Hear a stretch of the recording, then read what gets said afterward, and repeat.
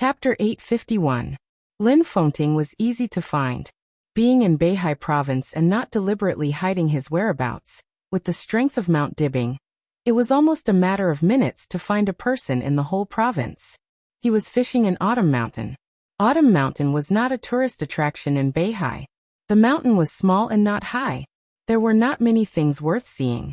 The only commendable thing was that there was a small reservoir on the mountain, which was not open to the public on weekdays. The water used to irrigate the flowers and plants on Mount Dibing basically came from there. Qiushan was the neighbor of Mount Dibing. It was more like a guard silently guarding Mount Dibing. Lin Fengting's tour was really comprehensive. From autumn to winter, he visited all the places worth visiting in Beihai. After going around, he finally returned to the vicinity of Mount Dibing. He liked Qiushan very much. He vaguely remembered the place where he fished for the first time when he was young. It was this small reservoir. He was still a child then. Beside him were Wang Tianzong and Li Kuangtu. In front of him were his father, Uncle Li and Uncle Wang. 3 men capable of overturning the entire dark world, were betting on whose fishing skills were better. 3 children are fighting. The winner could fish with the 3 adults. The loser was responsible for roasting the fish. At that time, it was Wang Tianzong who roasted fish most of the time, and Li Kuangtu always won. Lin Fengting would steal the fish that Li Kuangtu caught, and put it in his father's basket when Li Kuangtu was not paying attention. During that season, the scenery of spring was gorgeous, and fresh flowers covered the mountains and plains. The adults, children, fishing rods, and water carried indifference and tranquility that seemed as if it didn't belong to the mortal world. In this season the cold wind was blowing, and the snow was flying. The fishing rod was still there, and the reservoir was still there, but everything had changed. When Wang Shengxiao walked up to him, Lin Fengting was smiling. He seemed to be recalling something. His eyes were calm, but his smile was a little sad. Wang Shengxiao narrowed his eyes, hesitated for a moment, and did not speak. "Can you roast fish?" Lin Fengting suddenly asked. "Yes." Wang Shengxiao laughed and said, "Yuetong likes to eat fish very much. I learned how to eat it when I was a child. I haven't cooked for a while, but I think I haven't forgotten how to cook it. Keep it simple. Let me taste your cooking." Lin Fengting handed a small bag to Wang Shengxiao, which contained some chili, cumin, and other seasonings. Wang Shengxiao did not refuse and waved his hand casually. Flaming fingers. The snow-soaked branches became dry again. Wang Shengxiao started a fire and slowly peeled off all the fish scales. Lin Fengting watched all this quietly without saying a word. "Is there something on your mind, uncle?" Wang Shengxiao lowered his head and asked casually. "No." Lin Fengting said lightly.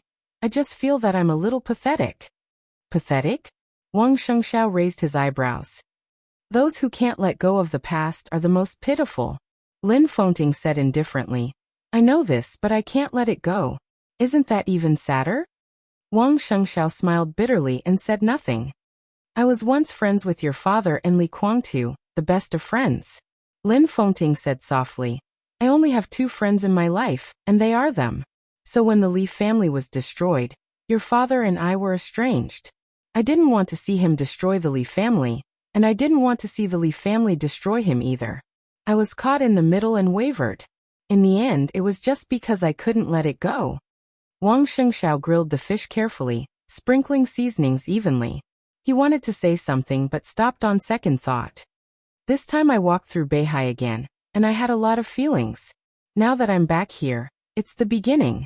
That's where it all started. I never understood why my good brothers would suddenly become like this. I also didn't understand why they could just let it go so easily. Only now do I understand.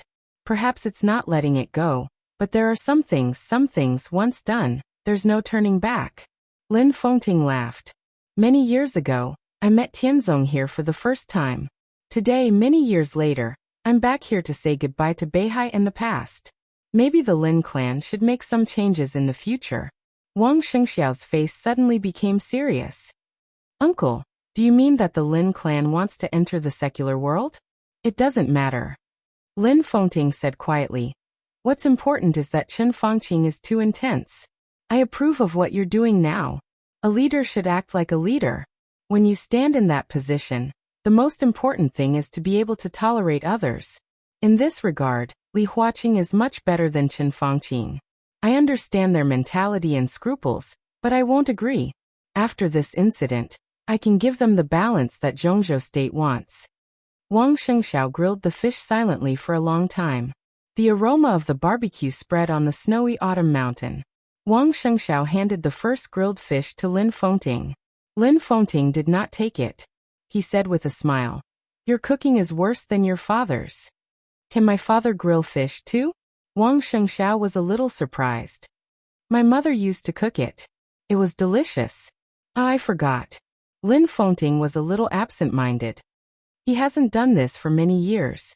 On Autumn Mountain many years ago, when the 3 children became 4, the adults were still fishing, and the children were still fighting. As for the girl who joined them, now that he thought about it carefully, the number of times she won and the number of times she lost seemed to be the same. Lin Fengting smiled and stood up. He did not take the grilled fish from Wang Shengxiao's hand. It smelled delicious, but in his opinion, it had no taste. "Let's go," he said. "Uncle, please wait." Wang Shengxiao stood up with the fish. Lin Fengting paused and turned back to look at Wang Shengxiao. "Uncle, what do you think about the blockade of the desert?" Wang Shengxiao asked seriously. "This should be your concern. Zhongzhou state has blocked the desert and intends to trap Tianlan. Their general attack on Beihai is about to begin. It's a place of trouble. It's meaningless for me to stay here." He had never intended to get involved in this matter from the beginning. This was a matter between Zhongzhou state and Beihai. No matter who won or lost, he only intended to look on coldly. It was impossible for him to intervene in this matter, because the Lin clan would make some changes in the future. Because of the new balance, he had to give a relatively clear attitude. "I won't beg you to stay in Mount Dibbing, but I hope you can do me a favor," Wang Shengxiao said. Lin Fengting made a hum sound, "Neither too light nor too heavy. I hope you can go to the desert. I don't think it's necessary for the desert prison to be blocked. After all, this is a matter between me, Li Tianlan, and Zhongzhou state. Beihai is facing not only a war but also a feast. Emperor Dong's palace should not be absent," Wang Shengxiao said blandly. Lin Fengting smiled and was silent for a long time. "I need a reason," he said quietly. This reason was not persuaded by Wang Shengxiao. It was a reason for him to avoid the hostility of Zhongzhou state. Thinking of what he had just said, Wang Shengxiao seemed to understand something and said in a deep voice, "Qin Weibai is the best reason." Qin Weibai was, the patriarch of the Lin clan, was now blocked in the desert. This was indeed the best reason. Lin Fengting smiled and nodded. "Let's go." He slowly turned around, and his figure suddenly disappeared in front of Wang Shengxiao. Wang Shengxiao watched him leave and didn't speak for a long time. In the slight sound of footsteps, the figure of the enchantress came from the depths of the forest and said respectfully, "Patriarch, did he agree?" "He has no reason to refuse," Wang Shengxiao said softly. "Whether for the Lin clan or for Emperor Dong's palace, he will go." Asking Lin Fengting to break through the blockade of the desert prison. This was Wang Shengxiao's action. As soon as he made a move, it was almost a real fatal move. Of course, he knew that Zhongzhou state's general attack on Beihai was about to begin. At this time, he didn't intend to waste any time, nor did he want to make unnecessary tests. Now that they had officially fallen out, he would go all out in every move he made. The blockade of the desert prison couldn't stop Lin Fengting. Even if Lin Fengting was seriously injured, he was still worthy of being the top expert in the dark world. As long as he wanted to. No invincible realm expert or murderous weapon could stop him. Beijiang. Gaomi City. In the deep night, an ordinary-looking black car slowly stopped in a villa area that looked like it had been around for a long time. His Majesty, who had traveled from Europe to the airport, and then went straight from the airport to here, looked at the mostly silent lights in the villa area, narrowed his eyes and smiled. "It's probably here. What is this place?" Moraid looked at the villa area outside the window, and was a little surprised. "Who knows?" His Majesty's voice was soft. "Maybe it's a place that can change this era. Get out of the car." He pushed the door open. Moraid and Jiang Guochu followed behind him. one on the left and one on the right, looking around curiously. A domain that was vaguely similar to starlight spread over and completely enveloped the two of them. The figures of the three of them suddenly disappeared into the night. The three of them walked slowly under the eyes of the security guards at the entrance of the villa area. After searching for a while in the not-so-small villa area, they found a detached villa in the corner that would not attract anyone's attention. "Number 17, it's here," His Majesty said softly. "Should we knock on the door?" Moraid asked. "No need." His Majesty shook his head, walked into the courtyard of the villa, and waved his hand. Crack! With a slight sound, the entire door of the villa instantly turned into countless powder and scattered in the night sky. The first thing that appeared in Moraid's eyes was a pair of ladies' underwear that looked very pure, but seemed to be fished out of the water. Moraid's expression was a little strange. There were scattered clothes everywhere in the villa, from the porch to the living room. Coats, underwear, long skirts, shirts, and messy clothes kept spreading.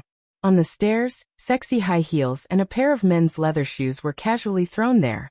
His Majesty looked at this scene and seemed a little surprised. He whistled and laughed. "Is it so interesting?" Moraid scratched his head and followed His Majesty to the master bedroom. Vaguely, an incomparably lazy and sweet voice came from the master bedroom.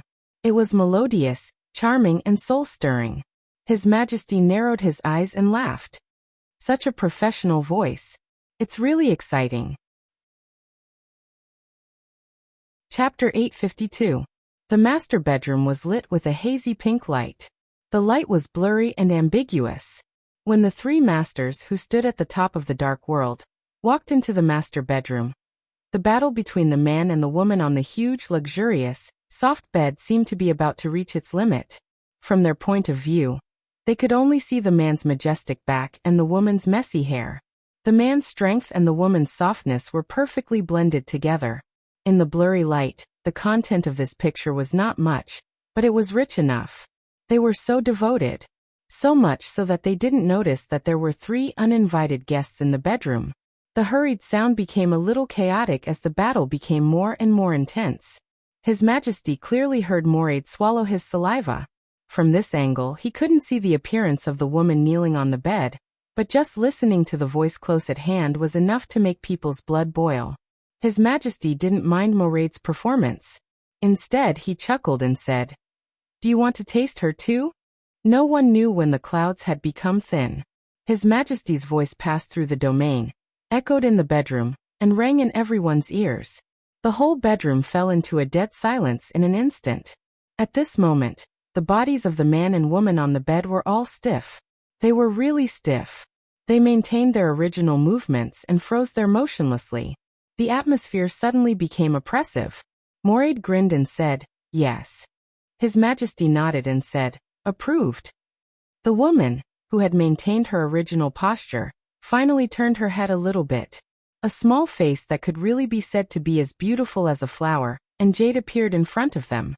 It should have been a very young and pure face, but at this time, it was flushed, revealing a kind of charm that only belonged to women. Her eyes were big and beautiful, but at this time, her eyes were full of panic and bewilderment. She looked at the 3 men who suddenly appeared in her bedroom and shook her head hard.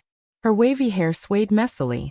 Her voice was obviously trembling, but there was still a trace of sweetness left. You are. It's hard for me to explain who we are. There's no need to explain. It's not important." His Majesty laughed, and his voice was very gentle. "Is this your man?" The man who had been frozen in place suddenly came back to his senses, his body moving backward. The woman immediately snorted in a low voice. Under the ambiguous light, the woman's soft body simply made Moraid's mouth dry up. The bare-chested man quickly glanced at the 3 of them, and found that they were all people he didn't know. He calmed down and then became furious. He said gloomily, "All of you get out of here. I'm in a good mood today. I'll give you 3 seconds otherwise." "She's your woman?" His Majesty suddenly asked. The man glanced at him. He couldn't see His Majesty's face, but his intuition told him that His Majesty wasn't very old. He didn't think too much about it and frowned. "What? You're her classmate? Or is it that teacher who is pursuing him?" He reached out and hugged the trembling young woman beside him. He said coldly, "Yes, she is my woman. You can get lost now." "How self-righteous," His Majesty calmly said. "Gu Qianchuan will be very sad to know this." The girl's body suddenly trembled, and her flushed face instantly turned deathly pale. The man's face was also not much better than his. His face was livid, and his eyes looked extremely flustered. Ning Yinshui, female, 26 years old, postgraduate student of Northwest University of China. 3 years ago, you were valued by Gu Qianchuan and deeply loved by him. This villa is a gift from Gu Qianchuan. You even gave birth to a son for him. He is now next door, right? His Majesty whispered softly. Gu Feng, Code 043 in Kunlun City, an expert of the thunder-shocking realm. In terms of relationship, he is Gu Qianchuan's distant cousin, and also the bodyguard Gu Qianchuan arranged for Ning Yinshui. In addition to you, Gu Qianchuan also arranged a female bodyguard, code-named Weed. You spent 2 years developing Weed into your mistress, and made her loyal to you. She turned a blind eye to everything here, and then began to do something to Ning Yinshui. 2 months ago, you spent the night here for the first time. In 2 months, you came here 53 times and almost became the hostess here. Am I right? He chuckled softly. I can see that you're addicted to it. Why? Is sister-in-law very fun? Yu. Gu Feng was extremely frightened. He originally thought that the other party was just a student or a young teacher of Northwest University China. He did not expect that the other party had a clear view of everything in the dark world, and even checked their information clearly. If this was a trap, how long had the other party monitored them? And how could the other party deliberately pay attention to Gu Qianchuan's woman? In 3 years, Gu Qianchuan didn't spend the night here as many times as you did. His Majesty's voice was a little emotional. Gu Feng felt that these words were a little familiar. After thinking for a while, he remembered that this was what his sister-in-law had said not long ago. However, at that time, Ning Yinshui's tone was full of ambiguity and provocation, while His Majesty's tone was full of mockery. Who the hell are you? Gu Feng forced himself to calm down, and asked in a deep voice. You can call me. Before the word His Majesty left his mouth, Gu Feng had suddenly made a move. The expanding lightning condensed in his hand in an instant. Gu Feng suddenly stood up and directly punched His Majesty's face. Perhaps the impact was too great, and his brain was a little confused, or it was a dying fight. Out of instinct, he chose to kill to keep his mouth shut. Moraid tilted his head. Jiang Guochuyand. His Majesty was motionless. The domain, which was similar to starlight and mist, gently fluctuated in front of him. The starlight domain touched the lightning in Gu Feng's hand. Without a sound, the lightning disappeared. Gu Feng's eyes widened, and his face was filled with horror. His palm reached into the clouds and mist. A huge pulling force pulled his body directly into the clouds and mist. It was not tearing or shattering. It was melting. His body began to melt crazily the moment it touched the clouds and mist. His limbs, body and brain. There seemed to be an unimaginable high temperature hitting his body. There was no blood. His body instantly turned into the most incorporeal steam. Ning Yinshui was obviously stunned. She held the quilt, and her body trembled more violently. His Majesty waved his hand casually, as if he had eliminated the last trace of Gu Feng's existence. He looked at Ning Yinshui and said, I don't want to kill you for the time being, but I need your cooperation. Do you understand? Ning Yinshui bit her lips hard. Her big eyes flickered, and she trembled and nodded. He's very satisfied with you. His Majesty patted Moraid on the shoulder and looked at the woman. Go take a bath. The woman wrapped herself in the quilt and trotted into the bathroom. She quickly came out. She was not a loyal woman to begin with.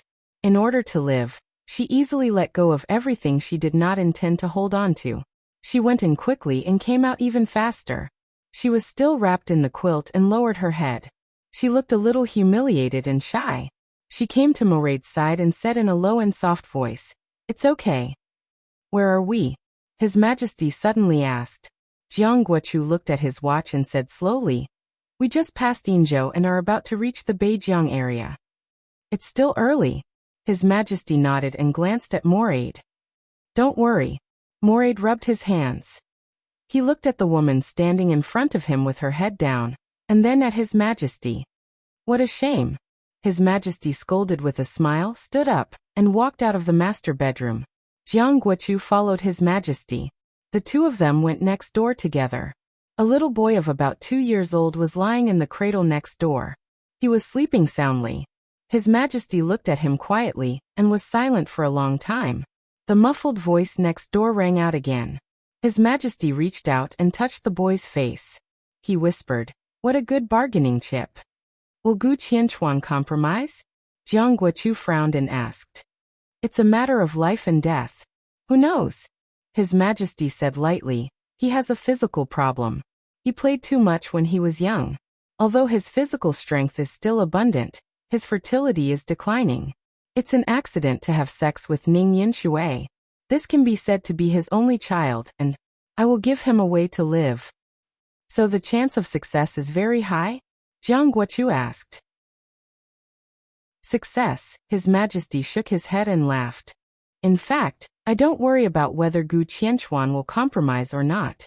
In my opinion, it is inevitable. I think that even if he compromise, will our plan succeed under his compromise? What's the variable?" Jiang Guochu asked. The voice next door made him confused. He waved his hand and closed the bedroom door. "Li Tianlan, Lin Fengting," His Majesty said calmly. "They are all variables in ruthlessness. So slow, still too slow. Emperor Dong's palace is moving too slowly. Our people are also moving too slowly." Jiang Guochu was thoughtful and did not speak. Over Zhongzhou State, the transport plane of Emperor Dong's palace had rushed over the border of Yinzhou and officially entered Beijiang province. At the same time, Liaodong, Qiushui, Kanglin, and other places, batches of elites from various forces began to officially enter Beihai. The hibernation plan turned into an awakening plan. Countless elites of Zhongzhou State lurking in Beihai began to officially move. His Majesty came to the northwest quietly, and turned the most powerful bargaining chip at present into a trump card, waiting to be revealed at any time. Zhongyuan Province. In the number 2 private base of the Dongqing clan, Dongqing Wujin, who had been busy for a long time, turned off a switch in front of him with trembling hands. The open space was scorching hot. In front of him was a huge furnace. The temperature was rising. A screen hung in front of Dongqing Wujin.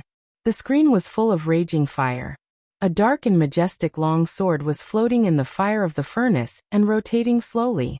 It rotated with an indescribable frequency, as if it was clearly expressing some kind of desire. "You are longing for completeness," Dongqing Wujin whispered. "Unfortunately, you don't need me anymore." Xian Yuanfeng in the furnace paused, and then rotated counterclockwise, as if responding to something. "My task is done." Dongqing Wujin whispered and activated another mechanism. A crack suddenly opened on the top of the huge furnace. In the raging fire, the dark Xian Yuanfeng flickered slightly and disappeared from the base in an instant. What completeness! Dongqing Wudi, the executive minister of the army headquarters, who was supposed to keep a close eye on the desert, stood beside his elder brother and waved his hand. A chilling layer of ice appeared beside Dongqing Wujin, relieving him of the scorching heat that was almost beyond the human body's limit. The essence of Xian Yuanfeng is a murderous weapon. The murderous weapon comes from a piece of vital metal. It lost its spirituality because it was divided. But this piece of metal is not dead. It can also have emotions and its own will. This is a sword with life. Dongqing Wujin said slowly. What I have been doing is to make Xian Yuanfeng a real whole. I have succeeded, but only based on the number of murderous weapons now. Obviously, the current Xian Yuanfeng is not the piece of metal back then. So, Dongqing Wudi raised his eyebrows. So it is pursuing real completeness. It is instinct. It is irresistible. Dongqing Wujin said slowly. Chapter 853. The bonfire burned in the mountain forest at night, dispelling the darkness and chill around it. The soft and melodious sound of the guitar rang out unhurriedly. Tents were set up around it, and more than a dozen young men and women surrounded the bonfire, enjoying a midnight snack. All of them looked like students. The combination of men and women was almost perfect. They snuggled up to each other, and the scene looked extremely harmonious. At the periphery of the crowd, a handsome young man stood aside, quietly looking at the girl playing the guitar, his eyes warm and calm. The girl played the guitar, smiling gently and brightly. The night wind blew her hair, and the light of the bonfire flickered. Her whole body seemed to glow. Senior, I heard that you and Xiaoxua plan to get married after graduation? A girl with light freckles on her face looked at the scene, and asked with some envy. Your news is outdated. Another young student came over, stopped the freckled girl's shoulder, and whispered with a smile. Senior, you went to see a house with the class monitor a few days ago. It's a mansion of nearly 800 square meters. We don't understand the world of the rich. You still have the cheek to say that. The freckled girl rolled her eyes at her boyfriend. When are you going to take me to see a house? I don't want 800 square meters. Do you have a small house of 80 square meters? The boy smiled and scratched his head. The house price in my hometown is not so high, so I bought a big house. My family means that I'm just living off my parents, and there's nothing to be envious of. The handsome and gentle man smiled and shook his head. His eyes noticed a couple walking into the depths of the mountain forest. He frowned and was a little worried. Don't go far. It's not safe in the middle of the night. Don't worry, senior. The girl's face was a little ruddy. She glared at her boyfriend next to her and giggled. With Xiaoxua here, there won't be any danger. The girl playing the guitar smiled and waved her hand, full of confidence. The boy shook his head and did not say anything. The freckled girl stood there and laughed when she saw this scene. Senior, Xiaoxua is a martial arts master. After you get married, I'm afraid you'll be bullied by her for a lifetime. She's willing. The young man laughed softly. The class leader shouldn't have entered our school, right? I've heard that her family is very powerful, and she seems to be very talented. She should have gone to Huading or Yuzhou. It's said that there's a special warfare academy there, and it's a mysterious thing. But she gave up the opportunity for her senior. Is that right? The freckled girl was curious. The young man's eyes became more and more gentle. He looked at his beloved girlfriend and did not speak. The guitar stopped playing for a moment. One more song, one more song. The surrounding young students began to cheer and applaud. The girl, whose strength was completely above everyone but was not arrogant at all, smiled shyly and gently. She glanced at her boyfriend, tilted her head, and said with a smile, "Let's play another song." The guitar continued to play amidst the applause. The girl's voice was ethereal and sweet. On the banyan tree by the pond, she sang softly, but her sweet voice stopped abruptly in an instant. Everyone looked at her in surprise. The girl named Xiaoshua's face instantly turned extremely pale. Her gentle eyes suddenly became extremely frightened, and her whole expression seemed to be a little distorted. The young man who noticed this scene walked directly to her without thinking. What's wrong? Look, a meteor. The freckled girl suddenly pointed to the sky and cried. Everyone raised their heads. The night sky seemed to brighten for a moment. Through the sparse winter forest, at the end of the sight, a ray of light suddenly crossed the sky. No one knew how far it was, but everyone noticed the ray of light. The bright moon and the bright stars all seemed to dim at the moment when the ray of light appeared. The ray of light seemed to tear the sky apart, and kept flashing at an unimaginable speed. The meteor crossed the night sky. The next moment, the ray of light had flown over their heads from the very distant night sky. A colorful line seemed to be vaguely left behind in the night sky. The next second, the ray of light went away in a flash and disappeared directly from everyone's sight. So beautiful. After an unknown period of time, someone murmured softly. Then his body subconsciously trembled. Everyone suddenly felt so cold.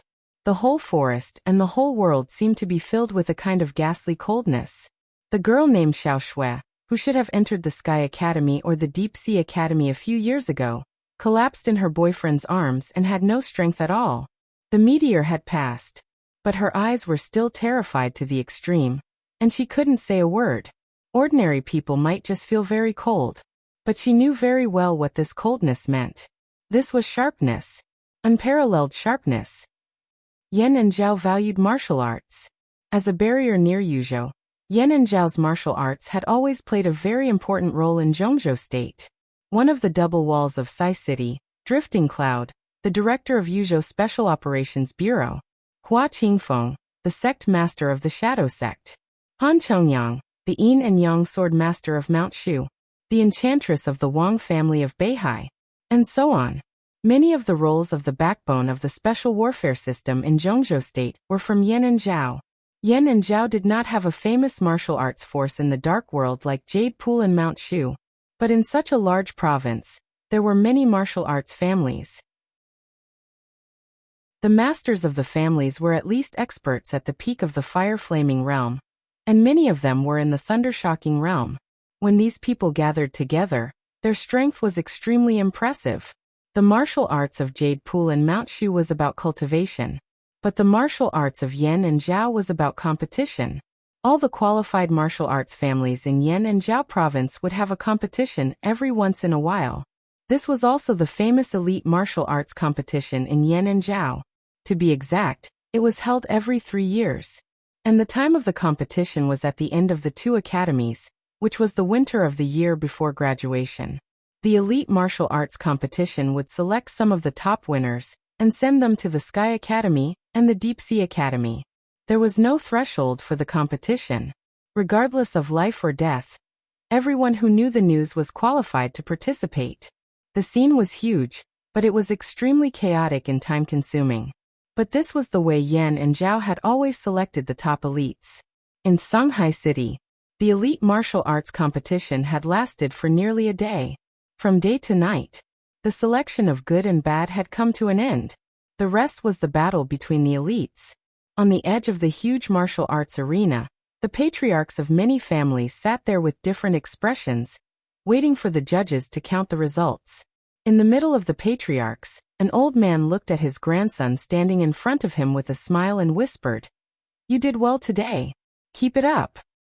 "Yes." The young man nodded calmly. "Junzi is really good. In this generation, his strength can be regarded as the top, and he is no worse than his brother." A middle-aged patriarch beside the old man smiled and said, "By the way, Junzi, I heard that your brother is doing well in Emperor Dong's palace. Is he going to break through to the peak of the fire-flaming realm?"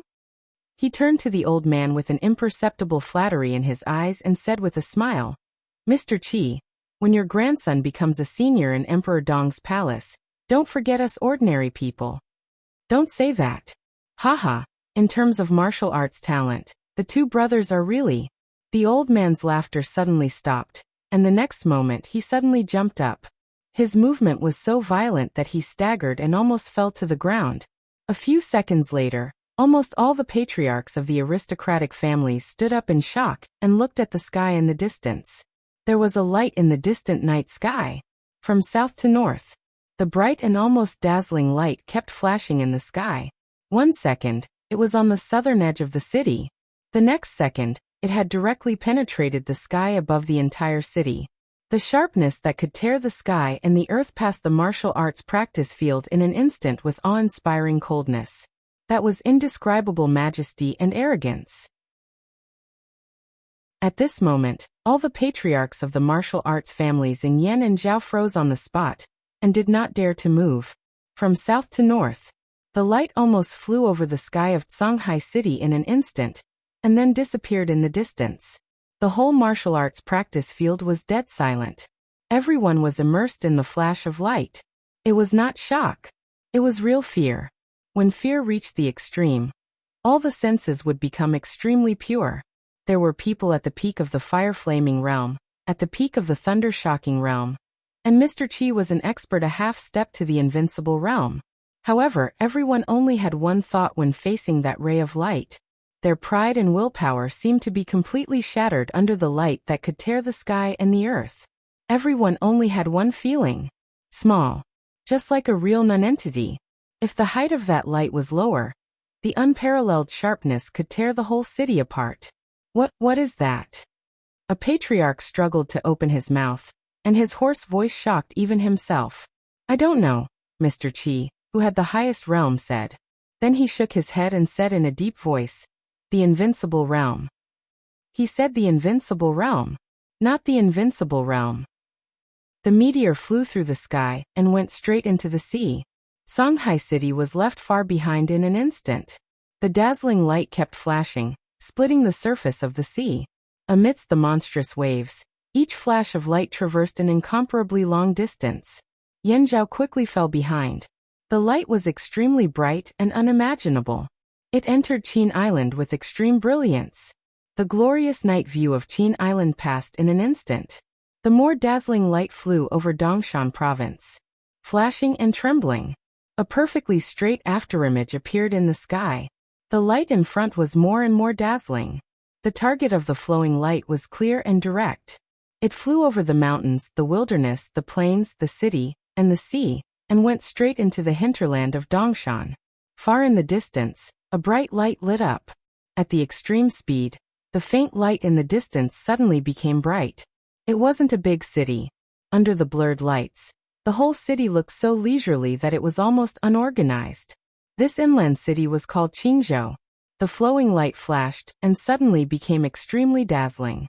It was so small, but so dazzling, as if it had the supreme glory. In the next second, almost everyone in the city of Qingzhou saw this ray of light.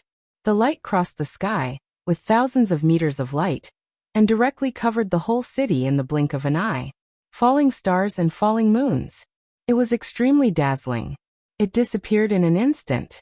There had never been such a majestic and dazzling light in the world. The brilliant sword light was unparalleled in the world.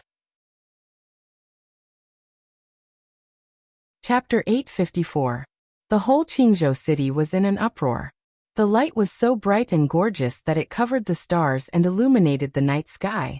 The bright lights and neon lights were completely dimmed. It flew across the sky and suddenly seemed to be the only color in the world. Then it disappeared over Qingzhou city. Or rather, it fell. Everyone was extremely curious about what it was, and where it came from, and why it disappeared over Qingzhou. The process was extremely short. But someone happened to take a photo. In the vast night sky, the colorful light appeared in the photo, and it seemed to amaze the whole world. As a senior astronomy enthusiast, He Shui could be said to be one of the first people to discover the light. She saw the light through the telescope she bought with a lot of money. It was so clear and yet so blurry. The professional telescope barely captured the constantly flashing picture of the light. She couldn't see what was in the light, but she could appreciate its posture more clearly than most people. It was as if it was gliding through the night sky with grace and speed. Every time the light flickered, it would cross thousands of meters of the night sky, leaving an unimaginable trail of light in the air. It was moving forward in a straight line, so focused and so persistent. The light flashed and disappeared in an instant. He Shui was a little upset, and then she became a little excited. She picked up her mobile phone, opened the address book, and sent a voice message to her best friend. Mutong, did you see that? That meteor is so beautiful. It should be a very rare meteorite. I have a video here. If you didn't see it, I'll send you a copy. Li Mutong on the other end of the phone did not respond, because the meteor was standing in front of her at this time. He Shui might be one of the first people to discover the meteor, but she was definitely not the first person to feel the meteor. Wang Yuerong was. Or in other words, a few thundershocking realm experts in Qingzhou were the first people to feel the meteor. It was not a meteor. It was sword light. Pure sword light. The sword light was so condensed, pure and perfect. It flew over Qingzhou city. Li Mutong felt the terrible oppression and coldness at the first time.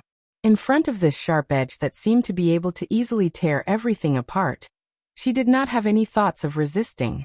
She had never been to Eastern Europe, nor had she seen the real heavenly sun of the world.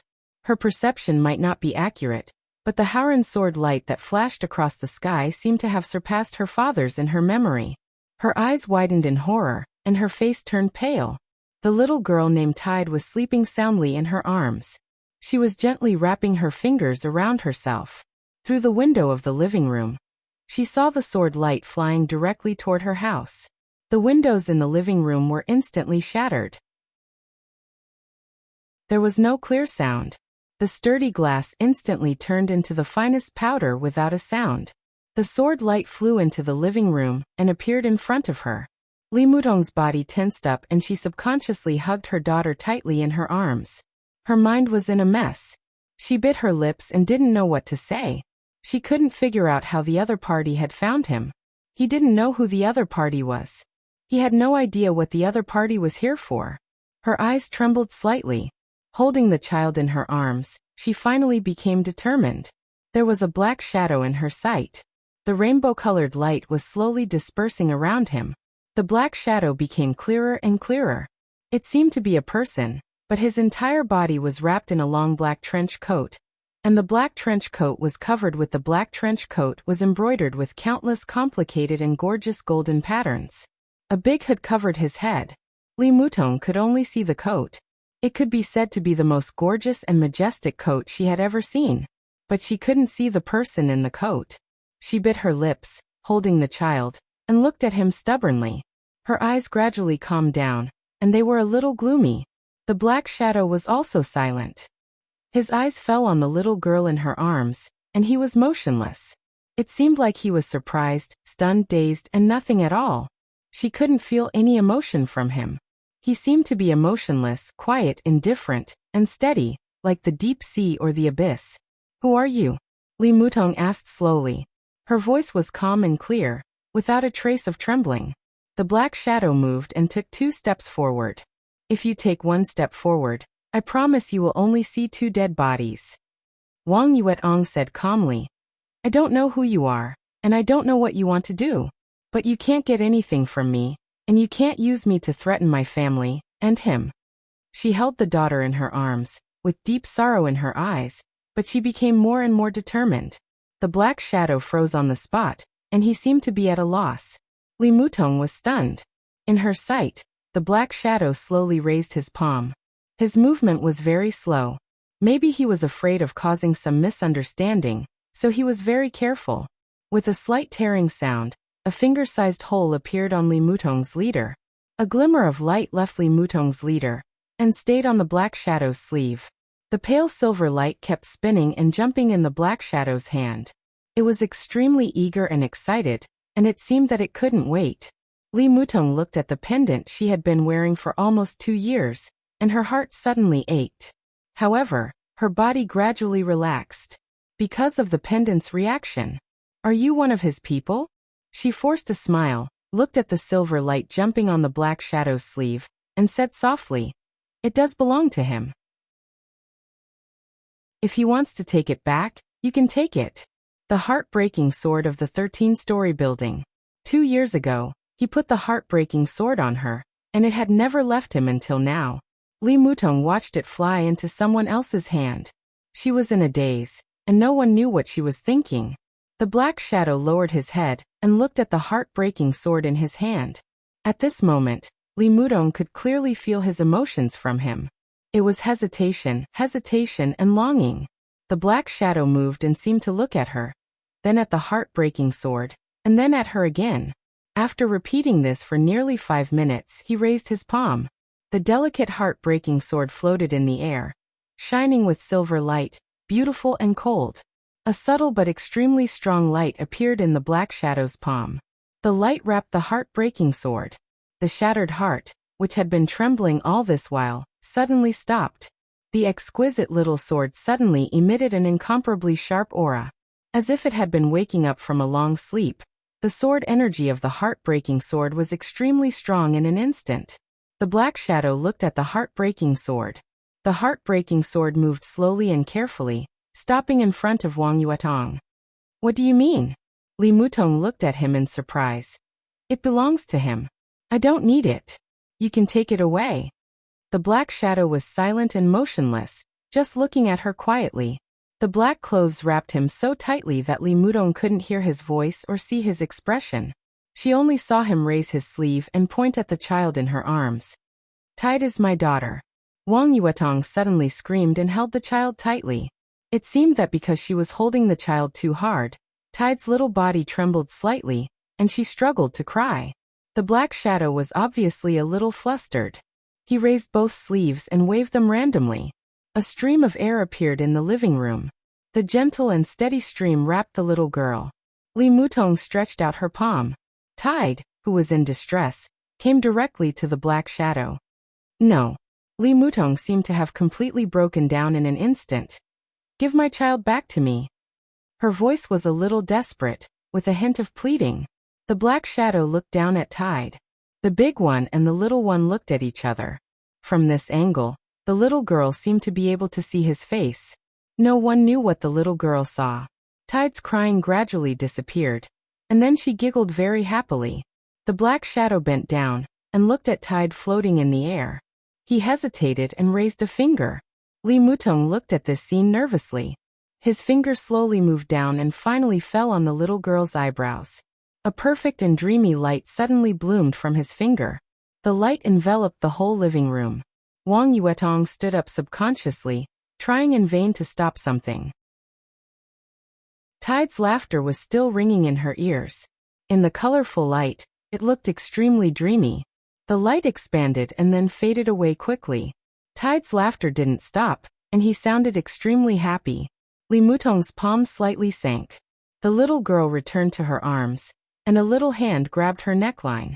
Li Mutong was relieved and held the little girl tightly. The light disappeared completely. The black shadow was still standing there. His aura had obviously dropped by a notch. Li Mutong was stunned and looked down at her daughter in her arms. There was a tiny but extremely beautiful mark left between the little girl's eyebrows. It was like an almost imperceptible diamond-shaped crystal, shining with colorful light in the light. Her fingers gently touched the crystal, and she felt warmth. But inside the crystal, she clearly sensed a sharpness that could destroy everything. If this was an amulet, it could be said that this amulet was unique in the whole dark world. Wang Yuetong looked at the black shadow in a daze. She couldn't refuse such a gift, because from this moment on, her daughter had a power that no one could hurt her. Her rosy lips moved and she whispered, "Thank you." The black shadow, whose breath had obviously dropped, stood there blankly. He didn't look tired, and he just quietly looked at Tide in Li Mutong's arms. "Don't tell him." Li Mutong whispered, "I'm begging you. Don't tell him." The little girl in Wang Yuetong's arms giggled and reached out her little hand toward the black shadow, as if she wanted to grab him. The black shadow took a few steps back. Li Mutong was stunned and stood up subconsciously. In her sight, the black shadow backed out of the broken window and suddenly fell from the 5th floor. That gorgeous black windbreaker spread out in the air to its heart's content.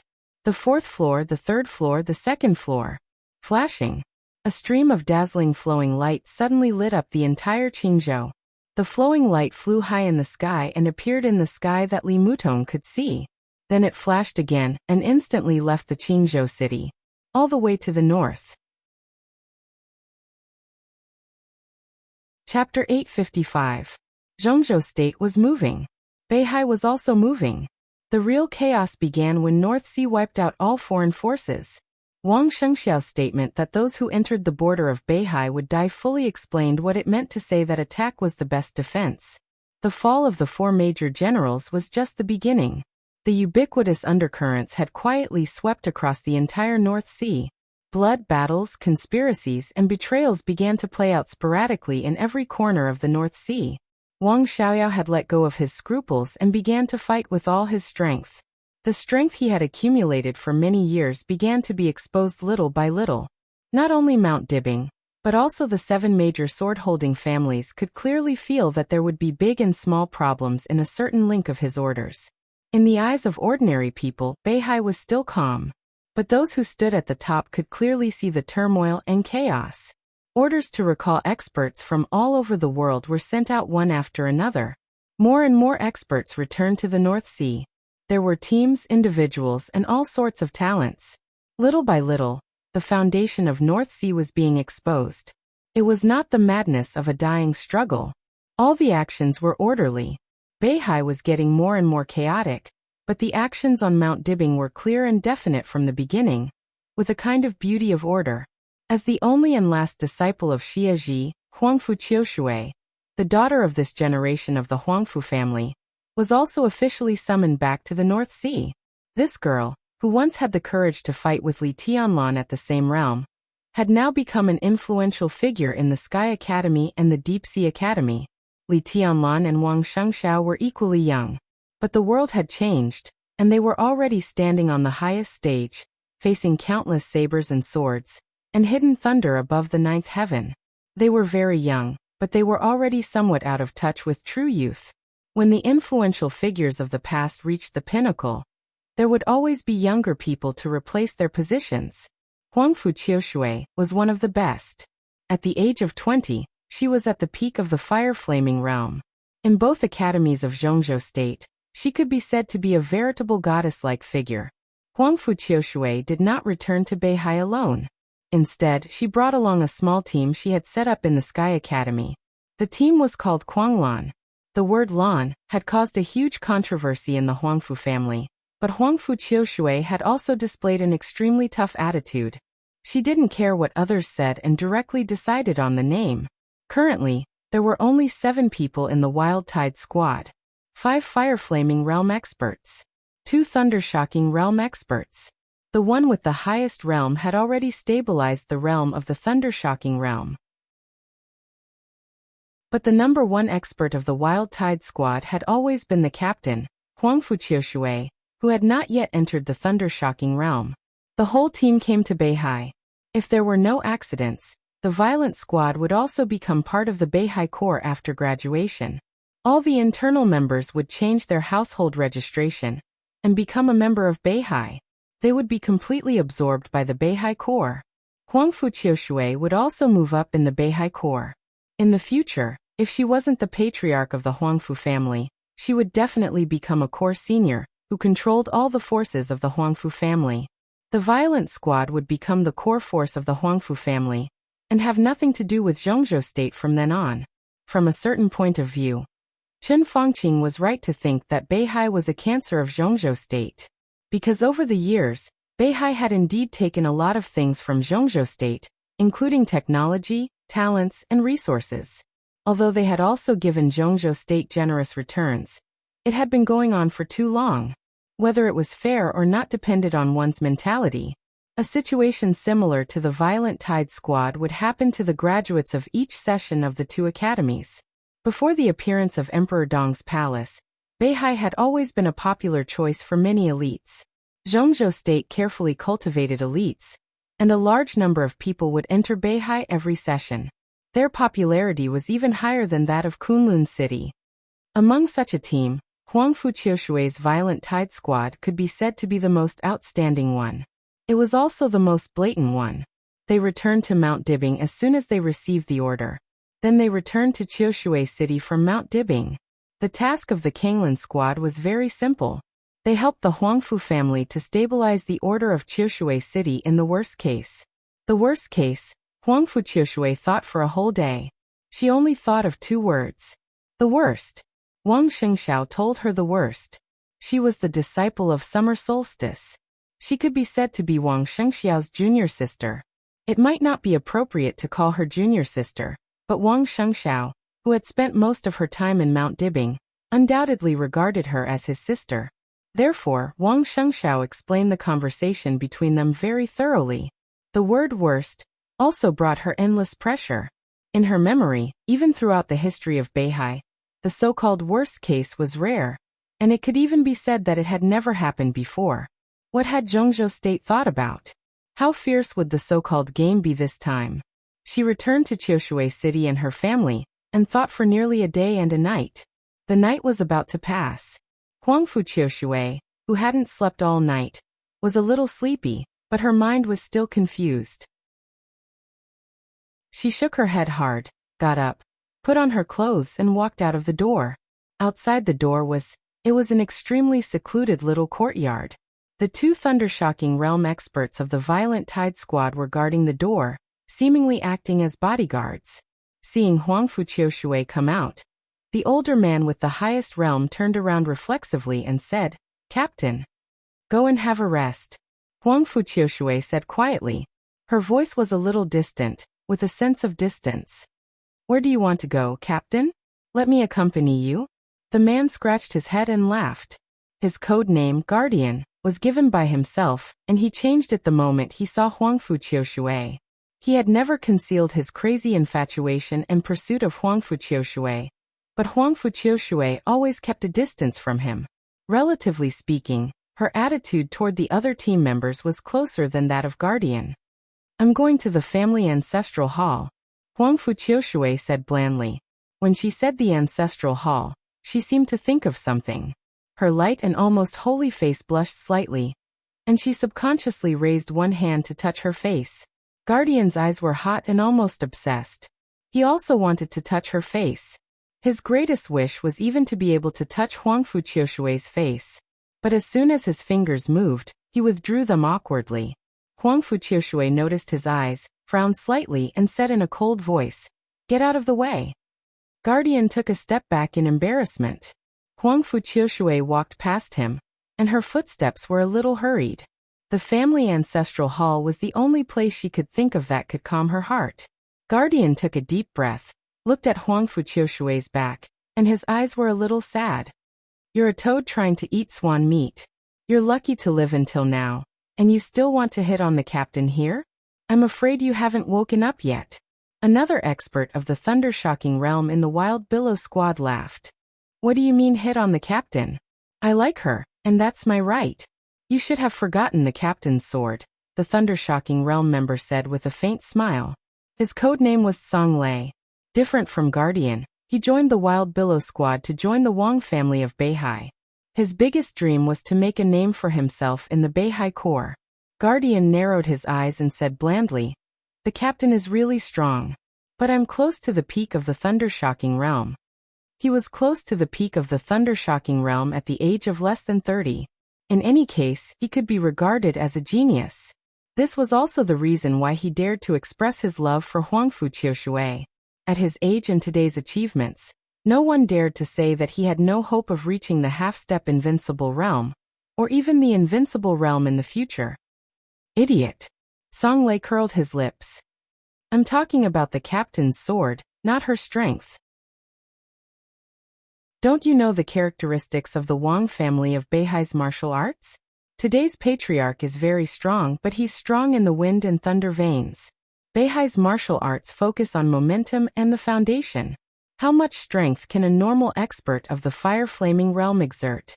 Unless they're in an explosive state, which is the characteristic of Beihai's martial arts. If time goes back, even His Majesty Wang Tianzong would not be her opponent at the captain's age. Pure Beihai's martial arts should still be stabilizing the foundation at the captain's age. What are you trying to say? Guardian frowned. Haven't you heard that rumor? Song Lei's smile was a little weird. He was from Beihai. Although he didn't belong to a sword-holding family, his family was considered to be above average in Qiushui City, so he knew the truth of some rumors. The foundation of the captain's martial arts is in Beihai, but today's kendo is approaching that, which is different from Beihai's martial arts. Guardian's face changed slightly, and then he forced a sneer. Hearsay. Don't forget my background. Song Lei's tone was a little superior. He glanced at his companion and said playfully, I heard that when that person swept Beihai 2 years ago, his first battle was with Qiushui. The first sword left by that person was left in the ancestral hall of the Huangfu family. Captain is going to the ancestral hall now. What do you think she's going to do? When that person swept through the North Sea, Captain followed him for a period of time. I heard that His Highness was very optimistic about Captain. Who knows if it was because of her talent or something else? TSK, that's why I said that you're lucky to be alive until now. Guardian clenched his teeth. His face was livid and a little pale. With a slight sound, Huang Fuqiushui pushed open the door of the ancestral hall. The faint but awe-inspiring sword energy came to her face. It was a little cold, but Huang Fuqiushui was very familiar with it. There might be thousands of rumors, but there was always one that was right. That was Huang Fuqiushui had indeed gradually moved in another direction from Beihai's martial arts. In 2 years, her physical fitness was unlikely to support her to enter the thunder-shocking realm, so she spent most of her time simulating, imitating, and then practicing continuously. Many people felt that her sword energy and fighting style were becoming more and more like Li Tianlan's. This sentence was right, but not completely right. Most of the time, she imitated the sword intent of Tianguang's sword. Tianguang's sword was left in the ancestral hall by Li Tianlan. It was a part of the 13-story building, with Li Tianlan's sword energy on it.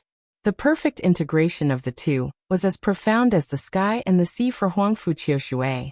Her increasingly fierce sword energy was an imitation of the sword energy on Tianguang's sword.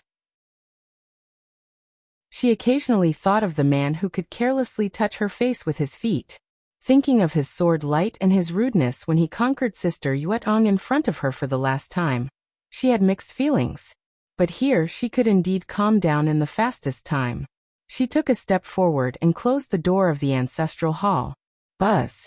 In the subtle sound, the quiet Tianguang sword trembled slightly, looking a little happy. Huangfu Qiushui was a little curious and took a step forward subconsciously. A black shadow suddenly appeared in her line of sight. Huangfu Qiushui was startled. Her whole body suddenly tensed up, surrounded by sword energy, as if facing a formidable enemy. The black shadow stood in front of Tianguang's sword with his back to her. The gorgeous and mysterious black windbreaker looked extremely majestic. His palm seemed to be touching the hilt of Tianguang's sword. Huangfu Qiushui didn't know when the other party came in. She didn't even know why she didn't notice the other party just now. The other party had his back to her and was quiet. Huangfu Qiushui subconsciously shifted her gaze. The black shadow was still there, but it disappeared in her perception in an instant. It was extremely illusory. It was as if it really was a phantom. Huangfu Qiushui naturally knew what it meant. It meant that the other party was at least an unimaginable master for her. In people's impression in the entire dark world, there seemed to be only one person who could do this. Li Kuangtu of the Purgatory of Heaven capital. He was more real than heaven and earth, but more illusory than the air. You are. Huangfu Qiushui gritted her teeth and asked slowly. The black shadow moved and slowly turned around. He raised his head. Huangfu Qiushui suddenly opened her eyes, which were full of spiritual energy. Her eyes were a little nervous, but there was also a kind of joy and surprise that she might not even be aware of. Under the black hood, in the slightly swaying candlelight in the ancestral hall, there was an extremely young and clean face. His appearance was a little blurred in the dim light, but it could still be seen that he was not handsome. That clean face could only be said to be delicate. The most eye-catching thing was his temperament. That was an indescribable temperament. At this moment, there were only 4 words in Huangfu Qiushui's mind. Peerless beauty. It turned out that a man could also be described as peerless beauty. He was like the sun, dazzling. In the dark ancestral hall, his whole body seemed to be shining, perfect like a dream. Huangfu Qiushui looked at him in a daze, and suddenly remembered the scene when she squatted in front of him and wiped his feet for him 2 years ago. She remembered that the other party rubbed her face with his feet. It was a little moist, a little warm, and a very humiliating action, but she didn't feel humiliated at all. Huangfu Qiushui's eyes were a little intoxicated, then turned into astonishment, slowly into surprise, and finally became unfamiliar. That face was still so clear. But she seemed to be sure of something. You are not Li Tianlan. She whispered. The face in her sight was indeed Li Tianlan. His figure and appearance were exactly the same, but what was different was that he was too eye-catching. In her impression, Li Tianlan was very calm, but in his calmness, there was a strong sense of confidence and desire, or ambition. And the Li Tianlan in front of her, he was also very calm, but his calmness was extremely indifferent, with a kind of real indifference and carelessness. Huangfu Qiushui could feel the arrogance behind this calmness. Extreme arrogance. It was a kind of look that looked at everyone as an ant. Peaceful, indifferent, dignified, superior, insufferably arrogant, and supercilious. It was an indescribable overbearing, restrained to the extreme, but it made people feel awe from the bottom of their hearts. In her sight, Li Tianlan shook his head and then nodded. He could understand her words. His current appearance might not be the current Li Tianlan, but it was Donghuang in the deepest part of his memory. Donghuang at his peak. Huangfu Qiushui glanced at him blankly, and then subconsciously looked at the sky light beside him. The sky light seemed to have completely dimmed. The sword energy belonging to Li Tianlan was still there, but the sword energy belonging to the 13th floor became extremely weak. Huangfu Qiushui was slightly shocked and suddenly turned her head. What did you do to him? It was completely silent. Huangfu Qiushui's hair suddenly stood on end. There was nothing in her sight, except for the skylight and candlelight. There was only a row of spirit tablets of the Qiushui family, and Li Tianlan, whom she had just seen, had long disappeared. Huangfu Qiushui suddenly rushed out of the ancestral hall. At the same time she rushed out of the ancestral hall, the Black Shadow had left Qiushui City and came to the front of the old site of the Chen clan in Port Tongtian. There was also a sword here.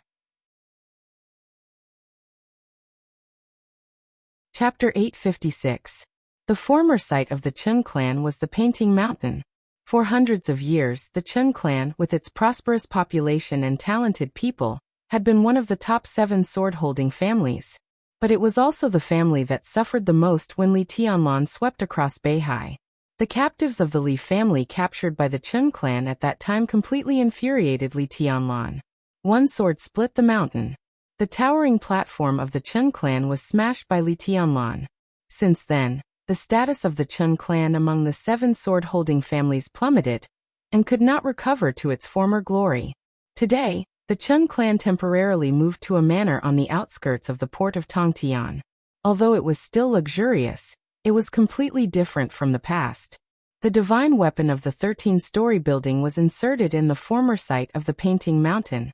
Under the dark night, the divine weapon stood quietly on the top of the barren Painting Mountain, bathed in the moonlight, looking cold and proud. The Black Shadow stood in front of the divine weapon, its cuff gently touching the hilt of the divine weapon. The blade of the divine weapon had a touch of blood-like red, which looked shocking.